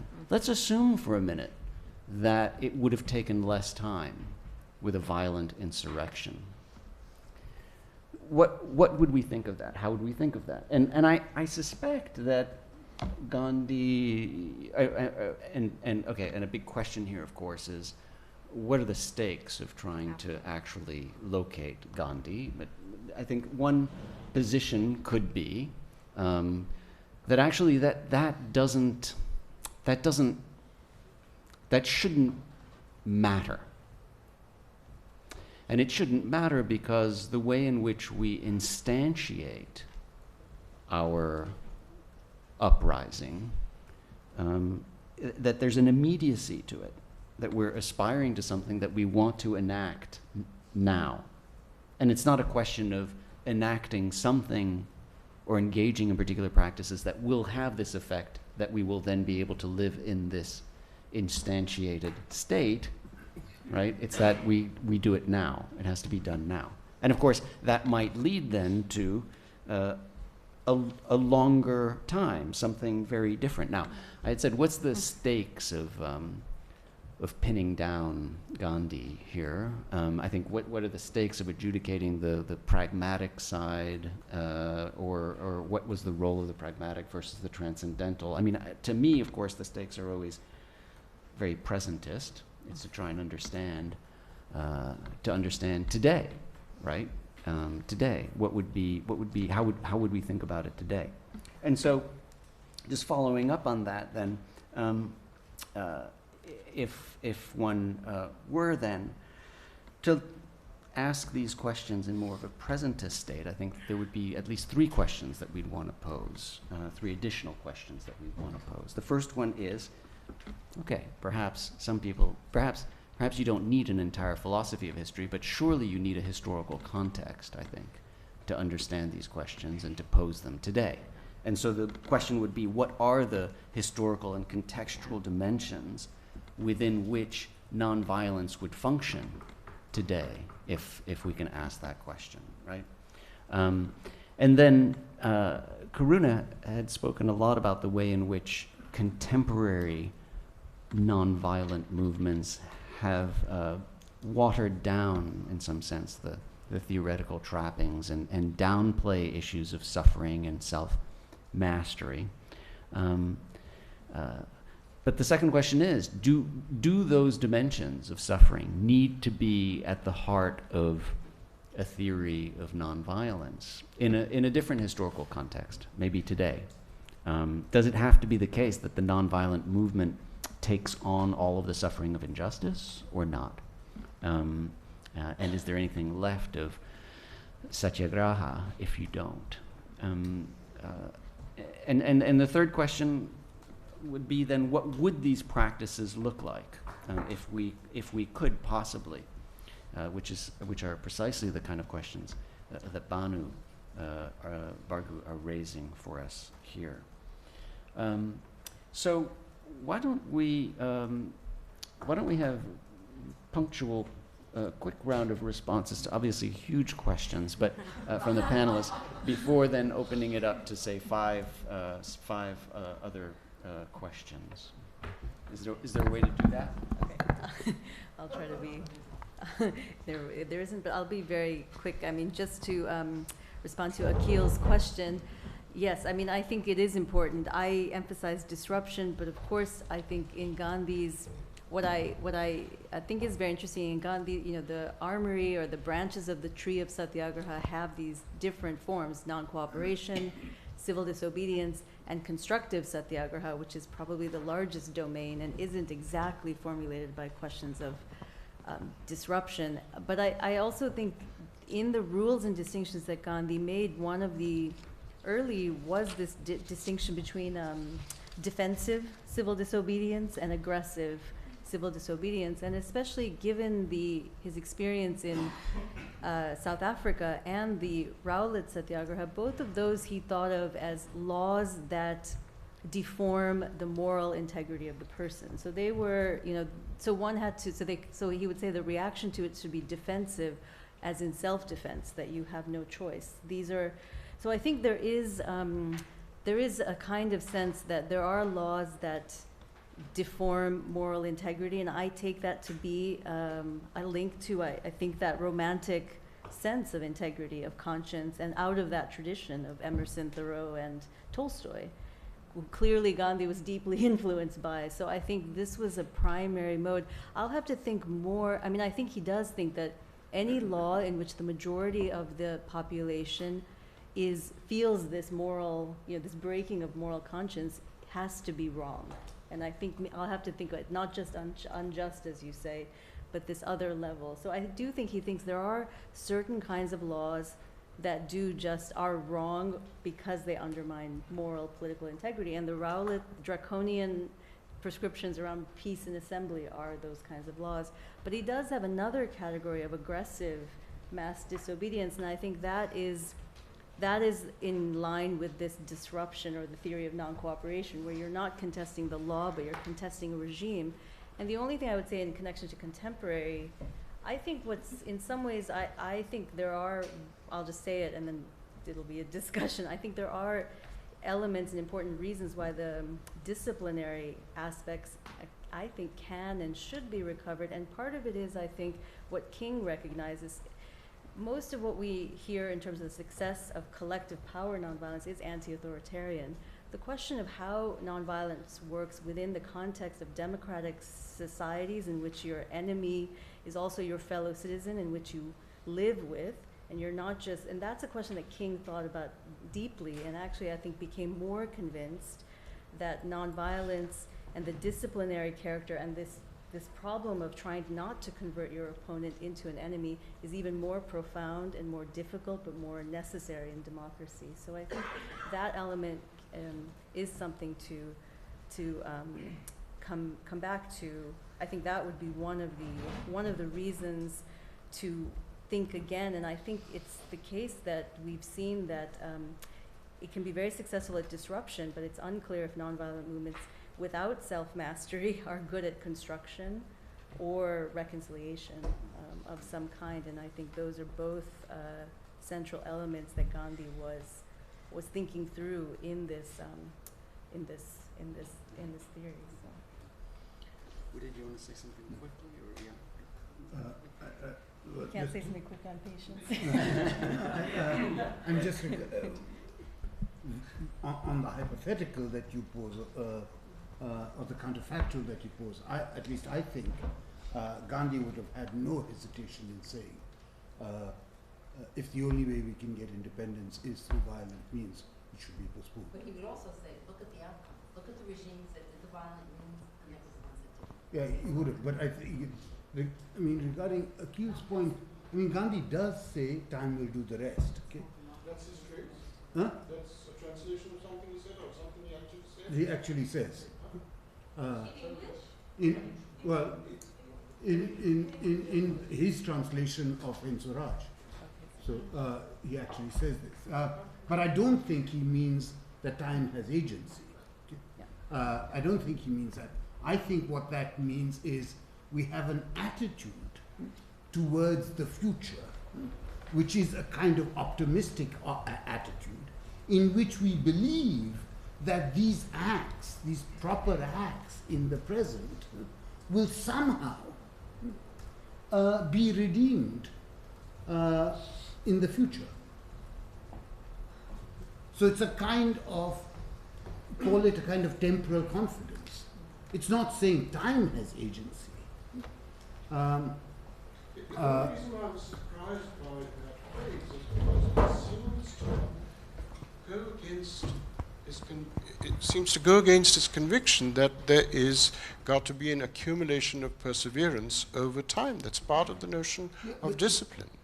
So if time will do the rest, then this perseverance doesn't seem to have the same centrality that it seems to have in a lot of else of what he says, the discipline and perseverance. But that's what I'm saying. I don't think he should be read as saying, because time will do the rest, we don't have to persevere. Okay, so it's just a misleading phrase. Yeah. Okay. So Banu, 2 minutes. Just one quick intervention, though. It's not so much if there hadn't been any other way than violent insurrection. Yes, in fact, and he says so. Yeah. There are passages where he said so. The question is, what would he have done with, say, the fact that there would have been a delay, 5 years, 10 years? I think he would have readily accepted the delay. That right. Okay, so accepted. that's right. Okay, I agree, but then that raises questions for us. Banu, very quickly. and Very then we'll go into quickly, Nadia. Akeel, thank you. I think it's an interesting move to put Gandhi in conversation with Nietzsche and to delineate different meanings of suffering and sacrifice. I think it's interesting. Thank you for that. I just wanted to say one thing in relation to Bernard's move to put this in the context of the contemporary. This is more of an observation. But I think contemporary movements have much to learn from Gandhi, especially in the way he insists on the relationship between self-transformation and social transformation. I think contemporary movements that are nonviolent also in particular, they are, as Karuna was mentioning, focused on either an anti-authoritarian rejection of power or a conquest of political power, but the project is for the wholesale transformation of the social political order. What drops out of it is how this is linked with and is in some ways fundamentally dependent on that inward transformation that is really a building block of a long-term sustainable understanding of real transformative politics. So I just wanted to respond to that and emphasize that. Okay, great. So let's have a round of several comments, starting with Nadia, and if you could just take the mic there. So I like to continue with this idea of philosophers, Nietzsche, why not Spinoza? Because this idea of fortitude, the idea of fortitude that the virtue of Spinoza has, that is, the more you are convinced that you are on the right track of your life, the more you are capable of understanding what you have to do because you cannot be otherwise. So fortitude is not simply an utopistic virtue, but is the virtue of the strength that you have because you know yourself inside of the. Okay, this brings me to the to another reflection concerning vicinity to us. Why not to read the hegemony as a project that has the same kind of track, meaning the idea that you have to have an exercise of endurance by understanding and accumulating all the experiences you have from past experience and present in order to create the condition for transformation without violating time. That is, without anticipating or without inducing with violence or with the disruption to the right of the kind of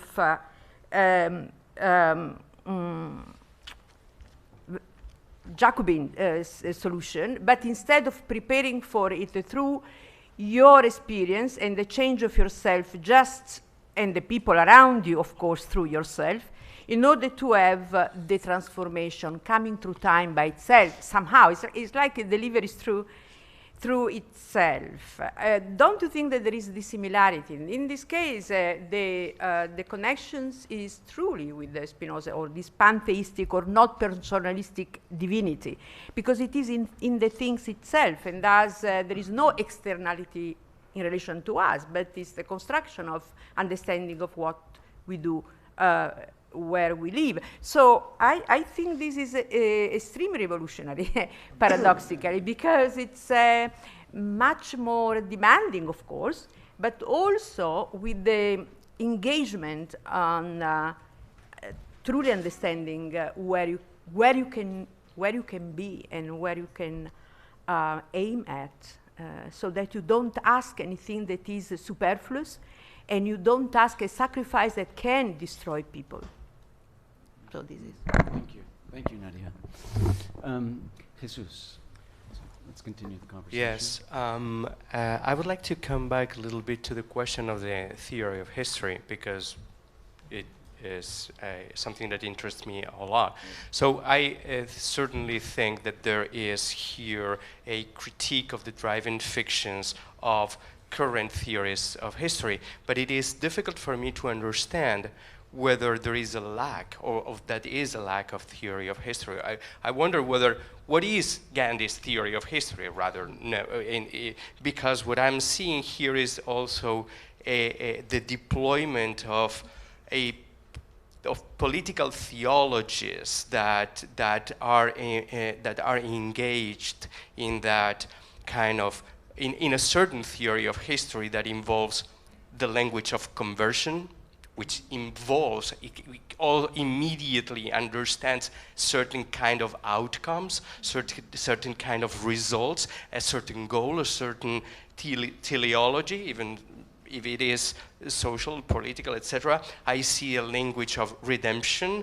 I see a language of patience that also comes with perhaps another language that is just as important that we may include in the mix, which is the language of latency, of things that would emerge from a certain identity, from a certain culture, etc. I see an anthropological description, a duality we've been talking about, that is on the one hand soul-body, and in which the soul is superior, and on the other one that is will-body, which is that you can actually drive the body towards certain goals, etc., etc.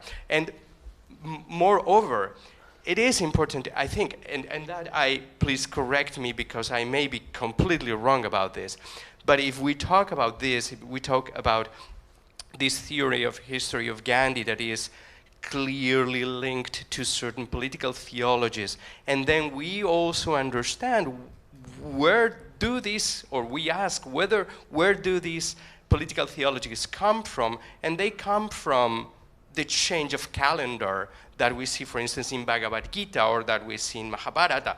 It's in the religiosity that you all have invoked, and I would like to know a little bit more about this religiosity, which, if we think, I mean, I remember Philip Glass's Satyagraha, which begins exactly with that, with the Kali Yuga, with the moment in which the calendar changes, you know, and then opens up a completely different era, the era of destruction that needs to be controlled. So I would like to know more about all that. Sorry. Could you pass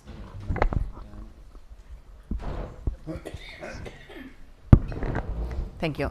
So my question is about the relation between Gandhi's thought and liberalism and the liberal state, because we have been talking about reformist politics, and even Karuna, you talk about the protest being against the structure, but in a way it is not, of course, it is reforming the structure, not changing the structure, right? So in a way it is, and I want to ask especially Uday about the relation between Gandhi and Locke, because it seems very interesting, the comparison between this like moral, ethical understanding of what is the moral high ground, or the moral compass that individuals should have or have, according to Locke, and the idea of tyranny and the right to rebellion. In a way that tyranny, and it goes to the quote by Banu, the fast is to reform a lover and not a tyrant, because a tyrant doesn't respect individual rights. So in a way, how you change the opinion of people by example, and how can you change the minds and actually rebel against or change the structure. So in a way, the limits of this thinking vis-a-vis the liberal state.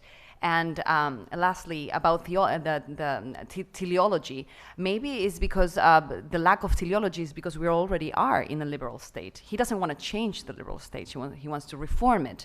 So in a way, there is the idea of accelerating change. What does would lead to Bernard's question? It's like revolution, right? Revolution would lead maybe to the obliteration of the liberal state, which would be against Gandhi's thought, or no?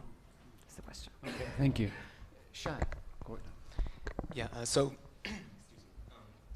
thank you for everyone for their rich contributions. I will just like to ask Karuna one question, because the word discipline is very loaded, right? We heard from Banu some of the less pleasant contexts of discipline rather than self-discipline. And so I want you to kind of unpack the different kinds of discipline that are at stake here, because sort of the question is, what happens when one manifests self-discipline? Is not she also, in the context of post-colonialism, not also manifesting being civilized, for example? So in the first meeting of this seminar, Spivak mentioned, and I'm paraphrasing, but something like, we rose up, but after we rose up, and she is referring to the Indian national movement, after we rose up, we understood that we rose up using the terms of the other side.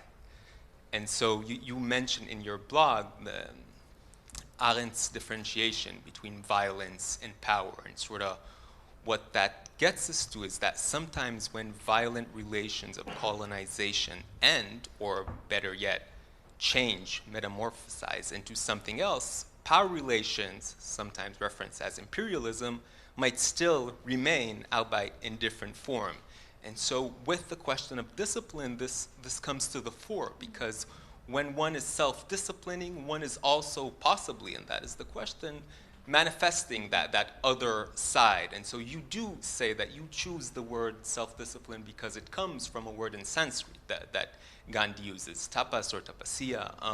But then the question is there not also an other side to that self-discipline that comes from a need to act in a way, to disrupt in a way that one is in other contexts respected and therefore is able to disrupt, but then after disruption only sometimes reproduces some of the same forms. And so what I would like to ask you is, from a theoretical perspective, how would you differentiate this kind of self-discipline when one shows obedience or knowing one's place or civilization, and the other kind, the more innovative, creative kind of self-discipline that you are pushing us to think about?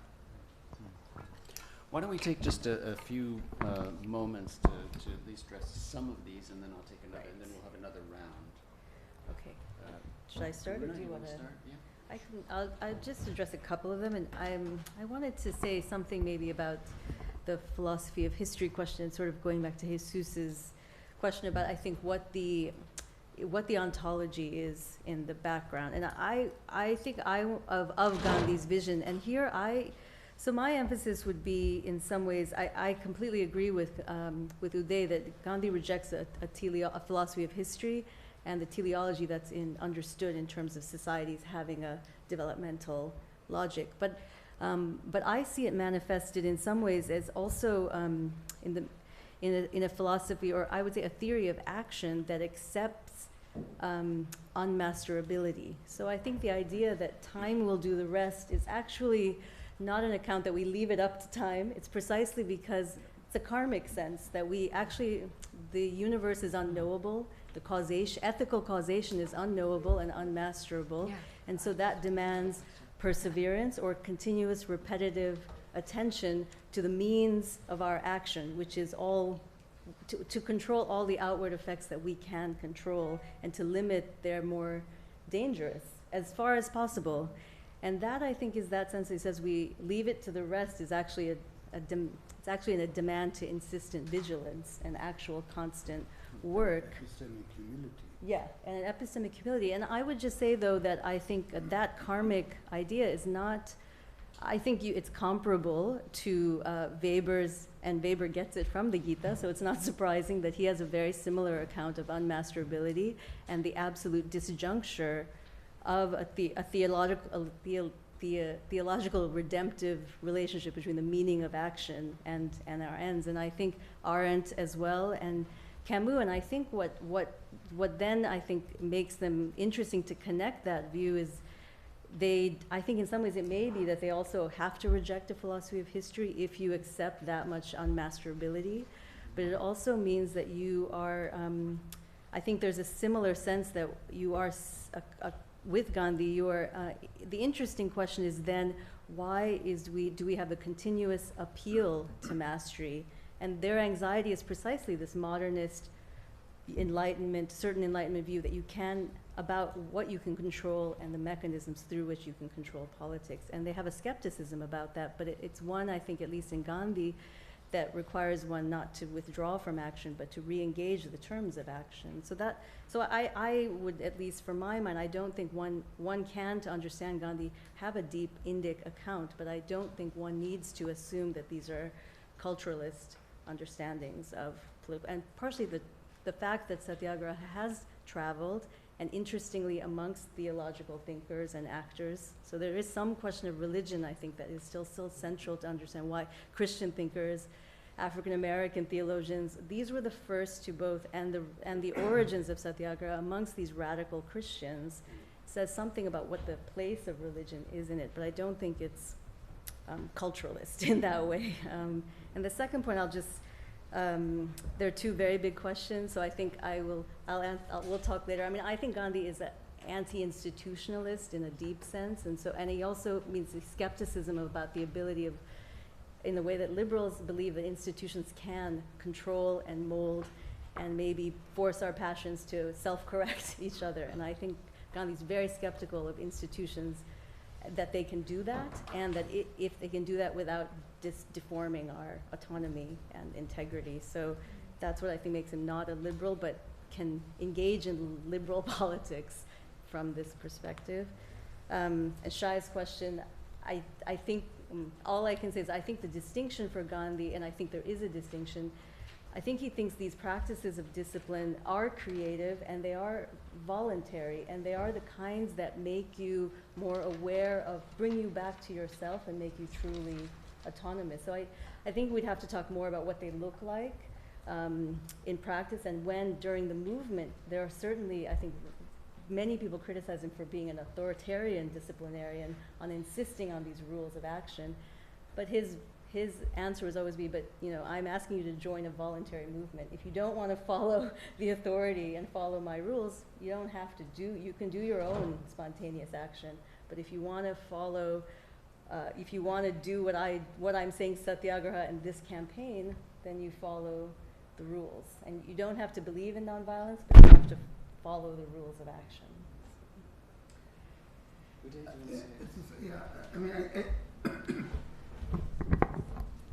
I think you sorry, pardon, I could have done that, sorry.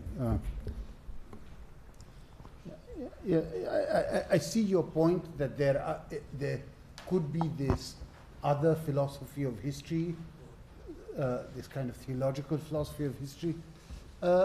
Yeah, maybe. I mean, what I had in mind were the more familiar kind of secular or quasi-secular philosophy of history. I also would say that, I mean, you bring up the issue of conversion. I mean, Gandhi believes in conversion, and yet he's very opposed to it. I mean, he's very opposed to the idea of religious conversion. Okay. Also, the idea of latency. I don't see in Gandhi the idea of latency. So, I just don't see it there. Regarding your question, I think there are various places where Gandhi overlaps with a kind of liberal sensibility. I don't think he's a liberal. I just think he's critical of a centralized state. He's hardly, as Akeel was pointing out, he's hardly has the kind of high regard for law per se. He doesn't value security. I mean, what kind of a liberal doesn't believe in security? I mean, I just, so while there are many things where there is an overlap, I just think he's not a liberal. And so the fact that we're in this liberal world and hence he doesn't require teleology, I don't think that's right, because I don't think it's this liberal world that he specially valorizes. I mean, there are just too many ways in which, central state, security, the emphasis on borders. Gandhi doesn't have an emphasis on borders. But specifically with Locke, that's what my very similar. It seems like the emphasis on rights, basically, and the idea that you appeal to the heavens instead of if you're going to be in the right. But in Locke, you appeal to the heavens only in that extreme eventuality. The rest of the time, you're not appealing to heaven.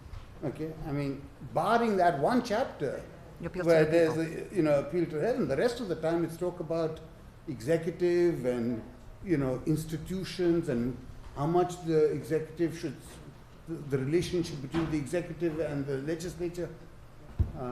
Also, I don't think Locke, even in the book on the reasonableness of Christianity, I don't think he has a complex theory of self-knowledge. Self-knowledge simply does not play a role in Locke. Okay? I mean, he just takes it for granted. We're Christians. Okay? Screw the self-knowledge bit. All right, sorry. Let's have a word from you. Okay, thank you. Just to continue with this question of a philosophy of history, I wonder if we could say that instead of a philosophy of history or a theory of history, that Gandhi perhaps has a theory of time. Because I do sense that there is a big investment in a kind of longevity of practice and a trust in longevity and a duration, exactly. And I do think that this is very important because at a personal level, he believes that it's possible to improve oneself and to learn from one's mistakes. I mean, that is only possible, I think, if you have that kind of durational understanding.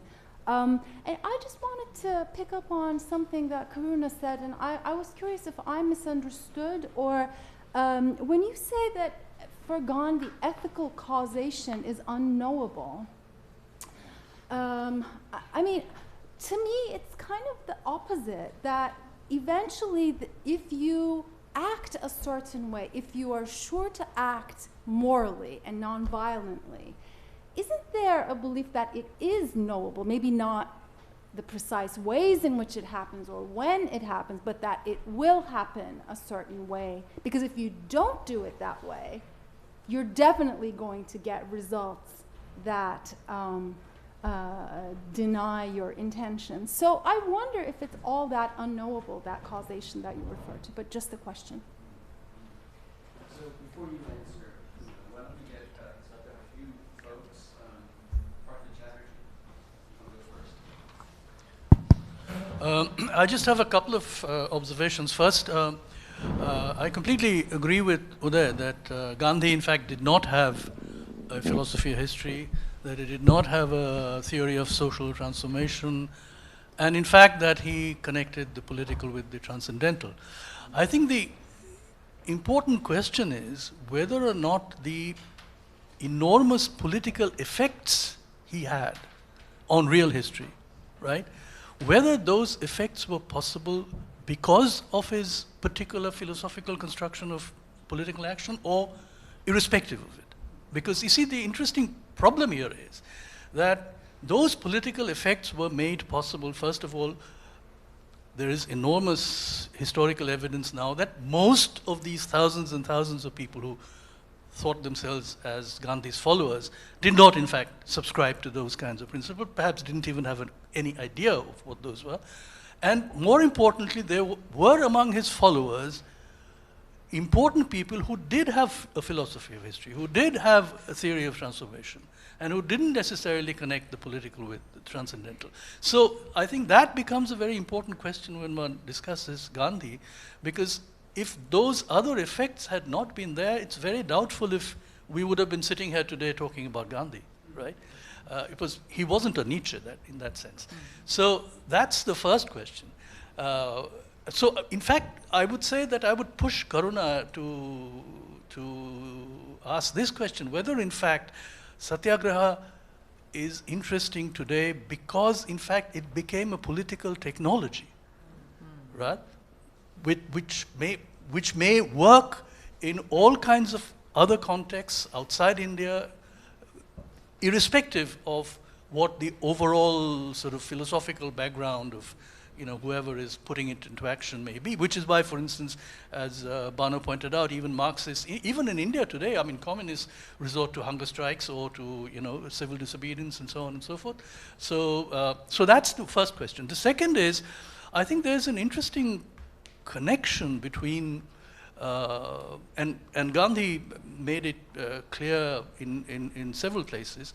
You see, Uday gave this very interesting example, which apparently seems very bizarre, which is this idea that only a handful of resolute satyagrahis, if they were resolute enough, could drive the British away. Now, it sounds absurd, but in a sense, what it suggests is a theory of exemplary action, right? Yeah. And the argument is that by doing this, the sort of general climate of habitual obedience to tyranny and to injustice, that would be broken. And I think it's in that connection that, I was very struck by Banu's example of the hunger strike by leftist prisoners in Turkey, that in a sense, this is not dissimilar to Gandhi's chief antagonist all his life, which is the armed revolutionary. I mean, from Hind Swaraj onwards, that's the debate. And in the armed revolutionaries too, who were in India at this time, their basic tactic was assassination of European officials. Now, even the revolutionaries did not believe that a few assassinations would drive the British away. But it was, the whole idea was to break the climate of fear, and that people would not feel fearful anymore. And I think that's an interesting connection between the idea that Gandhi has of these few, as it were, avant-garde activists, and what effect that might have on mass politics. Thank you. Maybe this is something like the dialectical converse to Partha's question. I'm not sure. Because it seems to me to begin that the project, if there is a project of articulation, with either other forms of resistance or other situations in the present, would have to entail in some sense the secularization of Gandhiji. I mean, in some way that things that have been sort of in various ways described as belonging together would have to be at least prized apart to some extent. And there may be some moments, this is when, maybe not quite a counterfactual, but a kind of contradiction emerges where there's in the text that was circulated, of his writings, the excerpts, there is this funny moment when he refers to domestic Satyagraha. And this is a little bit, it's the problem of the weapon of the weak, where the object of his love is not his father, but his wife, Kasturba. So, and in that sense, it's a little more complicated than it seems to me to impute to the Satyagrahi the status of subordination. In a sense, in this particular historical situation, that it's not, we cannot assume that Gandhi is speaking from the position of subordination. So, and analogously, I think this is maybe where it connects with Partha's point. Then various comments about communalism. It would seem to me the articulation would have to pass through contemporary South Asian politics as well, where where kind of majoritarian Hinduism will make appeals to many of these, at least symbolically many of these ideals precisely in order to articulate its strength with respect to the Muslim population. So, you know, we've had these conversations before in a couple of the other sessions, and you know, where we assume kind of reflexively that the uprising, that these projects as technologies are projects of the left or of the center left, liberals, whatever. But there are circumstances in which the tables turn, even within the exemplary figures. So I'm interested in those moments. Thank you. Yes, thank you. Before reading his autobiography, I knew very little about Gandhi, but I knew one thing, that he was the father of independence of India. And very surprisingly, in his autobiography, he's almost not talking about it. There is very few words about it. I don't even think there's a word independence of India. And because he's talking about, and that's the title of his book, his experiment with truth, and truth with the capital letter. And that's what his whole life seems to be about, to get closer to truth. And at some point he says that if there is a religion, religion is truth. So there is something like a faith beyond truth. And there is not even any doctrine, there is no enemies. He's never pointing out at the English or the colonial system as an enemy. At some point he's even saying that he's a strong patriotic, singing louder than anyone the national anthem.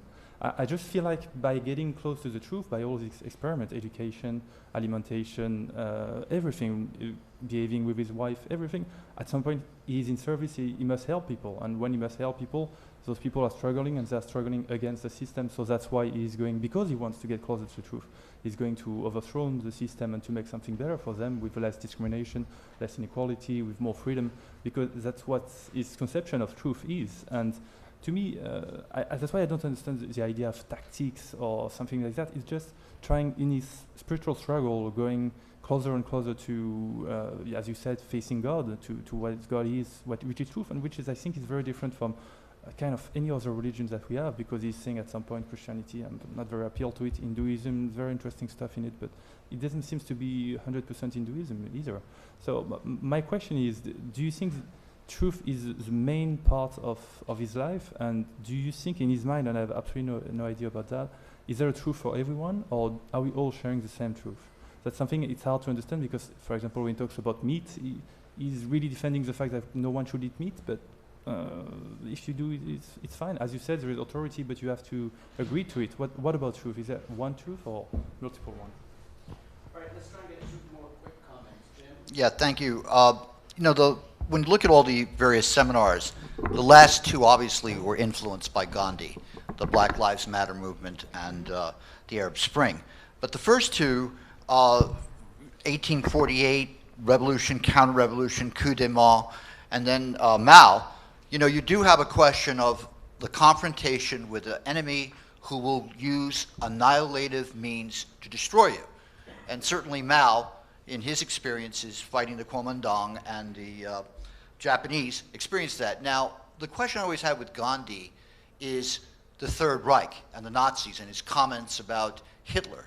And that is when he makes a comment about the Holocaust, he talks about the honor of essentially collective suicide as a form of resistance, or in the case of the British, he goes to England and he says, well, you guys should surrender and then allow yourselves to be slaughtered, and that will be the moral rectitude of that. And I wonder what your take on that is. You know, this is the aspect of him that always falls flat for me. Everything else I agree with, but that's where it falls flat. Hello, thank you everyone for your presentations and your contributions. It was extremely enriching 2 hours. My question is, who is it that Satyagraha, non-violent disobedience or self-immolation, is directed towards? That institutional entity which is continuously attempting to monopolize power and violence and strips prospective Satyagrahi from his subjecthood and agency, as it were.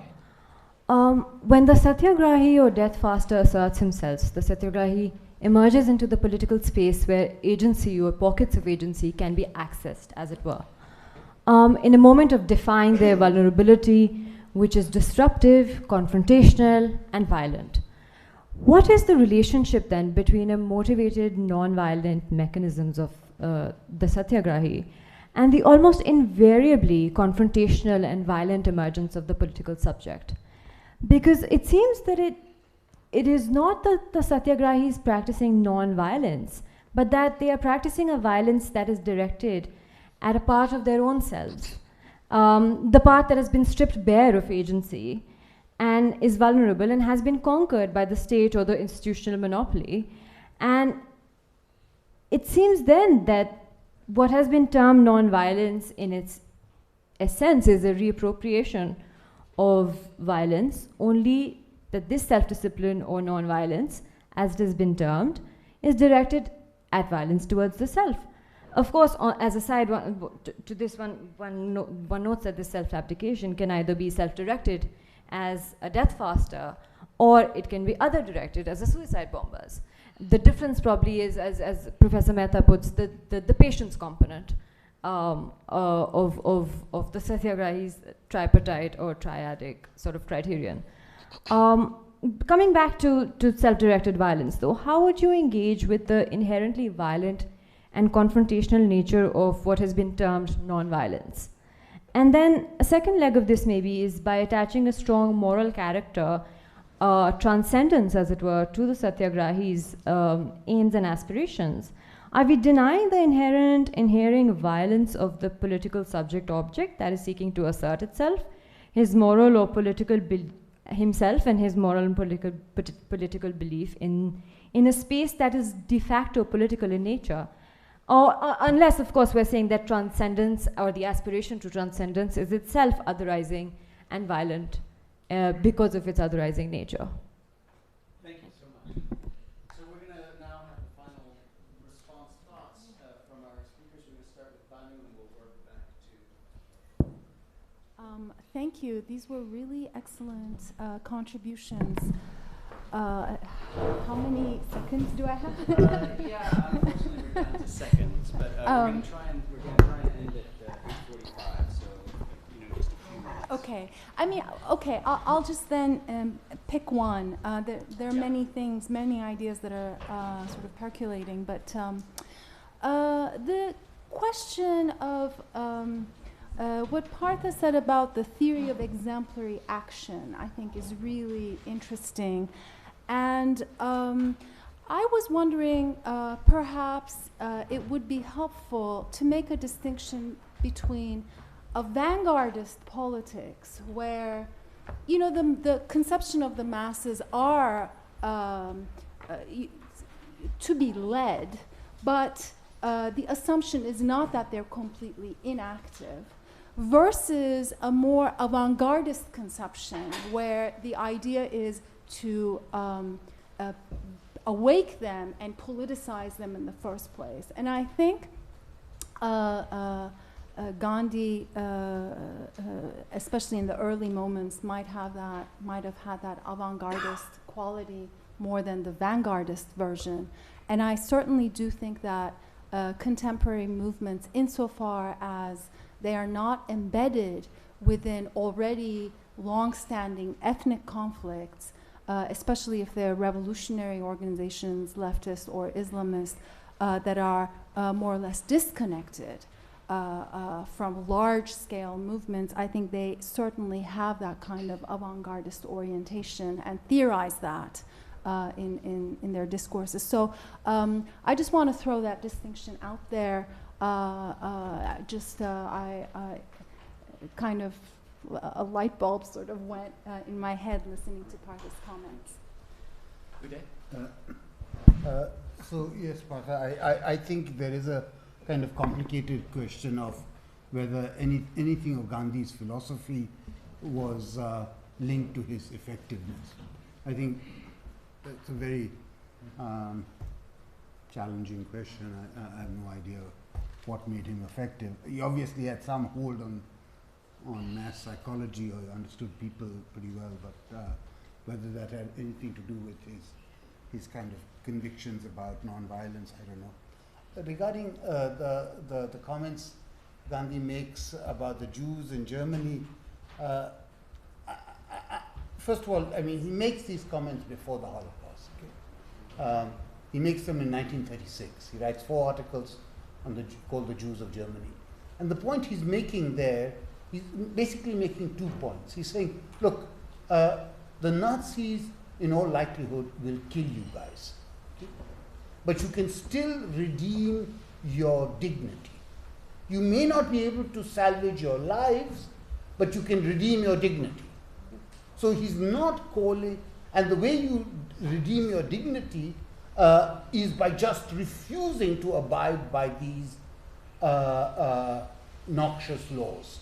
You just stand up and you refuse, as he says, you stand up as straight as any Gentile and refuse to abide these laws. Okay? And the other point he's making in those 4 essays is that he believes basically the Jews can't have it both ways. They can't both claim to have a special homeland and to be citizens of various countries in Germany, in Europe. And his problem with that is that it makes religion and ethnicity the grounds of collective identity, and that's what he sees is wrong with the Nazis. Okay? So he's making a very sharp intervention where he's saying you can't save your lives, but you can save your dignity. And when it comes to collective identity, you can't both have a special claim to a homeland, and so he rather wants them to just live in these various parts of Europe. I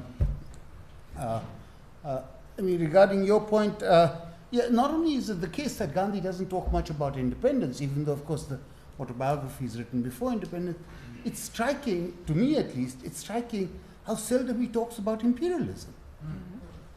I mean, he hardly talks about imperialism. And I think he doesn't talk about it in part because it's subsumed, as Akeel has argued, I think it's subsumed under the broader concern with modernity.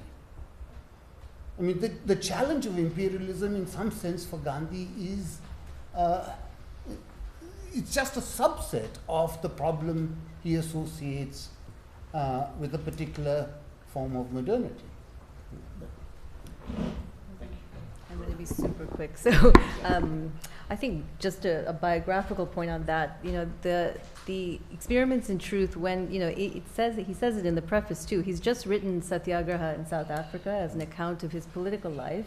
And he says, you know, my political life, I've been writing about it now, you know, every day, but this is going to be an account of things I haven't yet shared, or my journey, which is his ethical life, which of course is connected to his political life. But I do think there is a danger in thinking that the politics is embodied in that autobiographical statement, because it wasn't meant to be his political story. So, and so again, that's to get back to the, so I do think if you read all of his, you know, writings in Young India and other things, which are movement politics, you know, most of that is tactics. The writing is about tactics, about what to do in any given political situation. There's also a lot on health, and there's a lot of other things too, but there isn't diet, but there is an enormous amount there that is about tactics, and I do think there's more to be mined from it.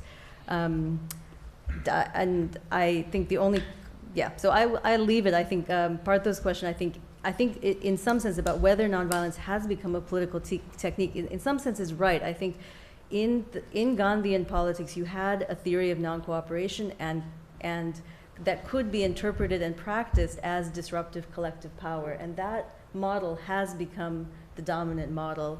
It was tethered initially to something like self-mastery, but I do think there were, in the classical moments, both in moments in India as well as in America and the civil rights movement, the self-mastery did play a role, and I don't think you can see it as always just that one thing doing the role. That disruption was the only thing that was effective. So I think, yeah, we'll have to come back to in India itself.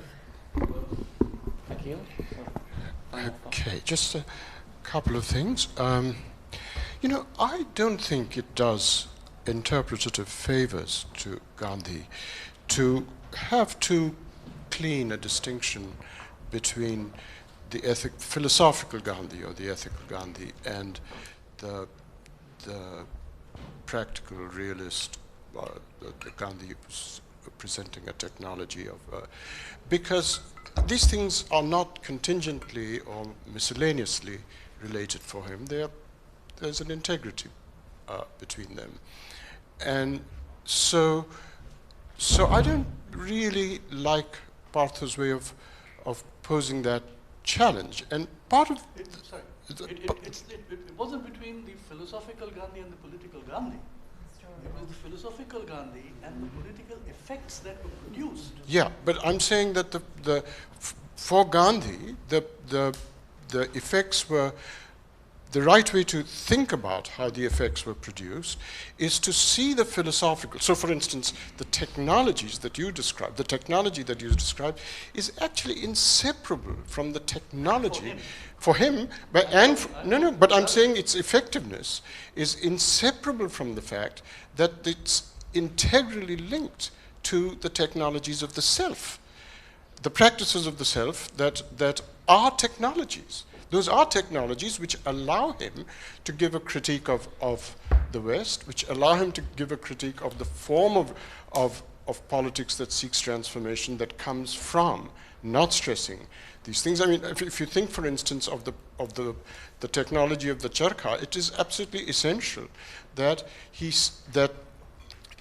effects are to create the habits and dispositions of a certain political movement which has the dispositions of virtue, right? So it isn't as if these two things are contingently related, and I don't think he could have conveyed the tremendously deep critique of the colonial masters and the West and the symptoms of modernity that he was very much part of the struggle.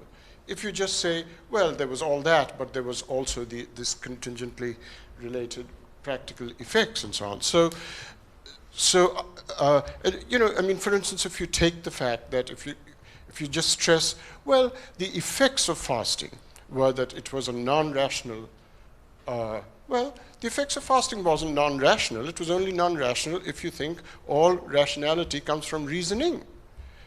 But fasting can be effective not by reasoning, but by getting you to see something differently.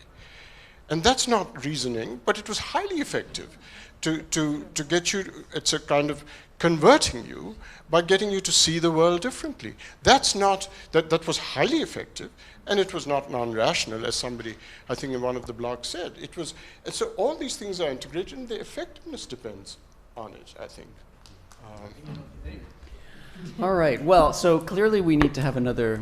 We'll add an extra seminar maybe to continue this discussion and to relate it. I mean, I do, regardless. I mean, I do agree that it's in the integrity of the.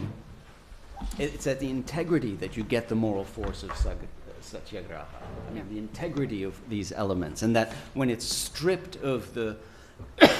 That moral dimension, that ethical dimension, it just feels as if, the simple nonviolence becomes something that feels, at least to me, somewhat weak, compared to the strength of kind of the fully integrated thoughts on Satyagraha. But I think we're going to have to end here, and I think we can all thank I apologize to those who weren't able to get their questions in. There were a lot of hands. I think we can all give a great round of thanks to our panelists.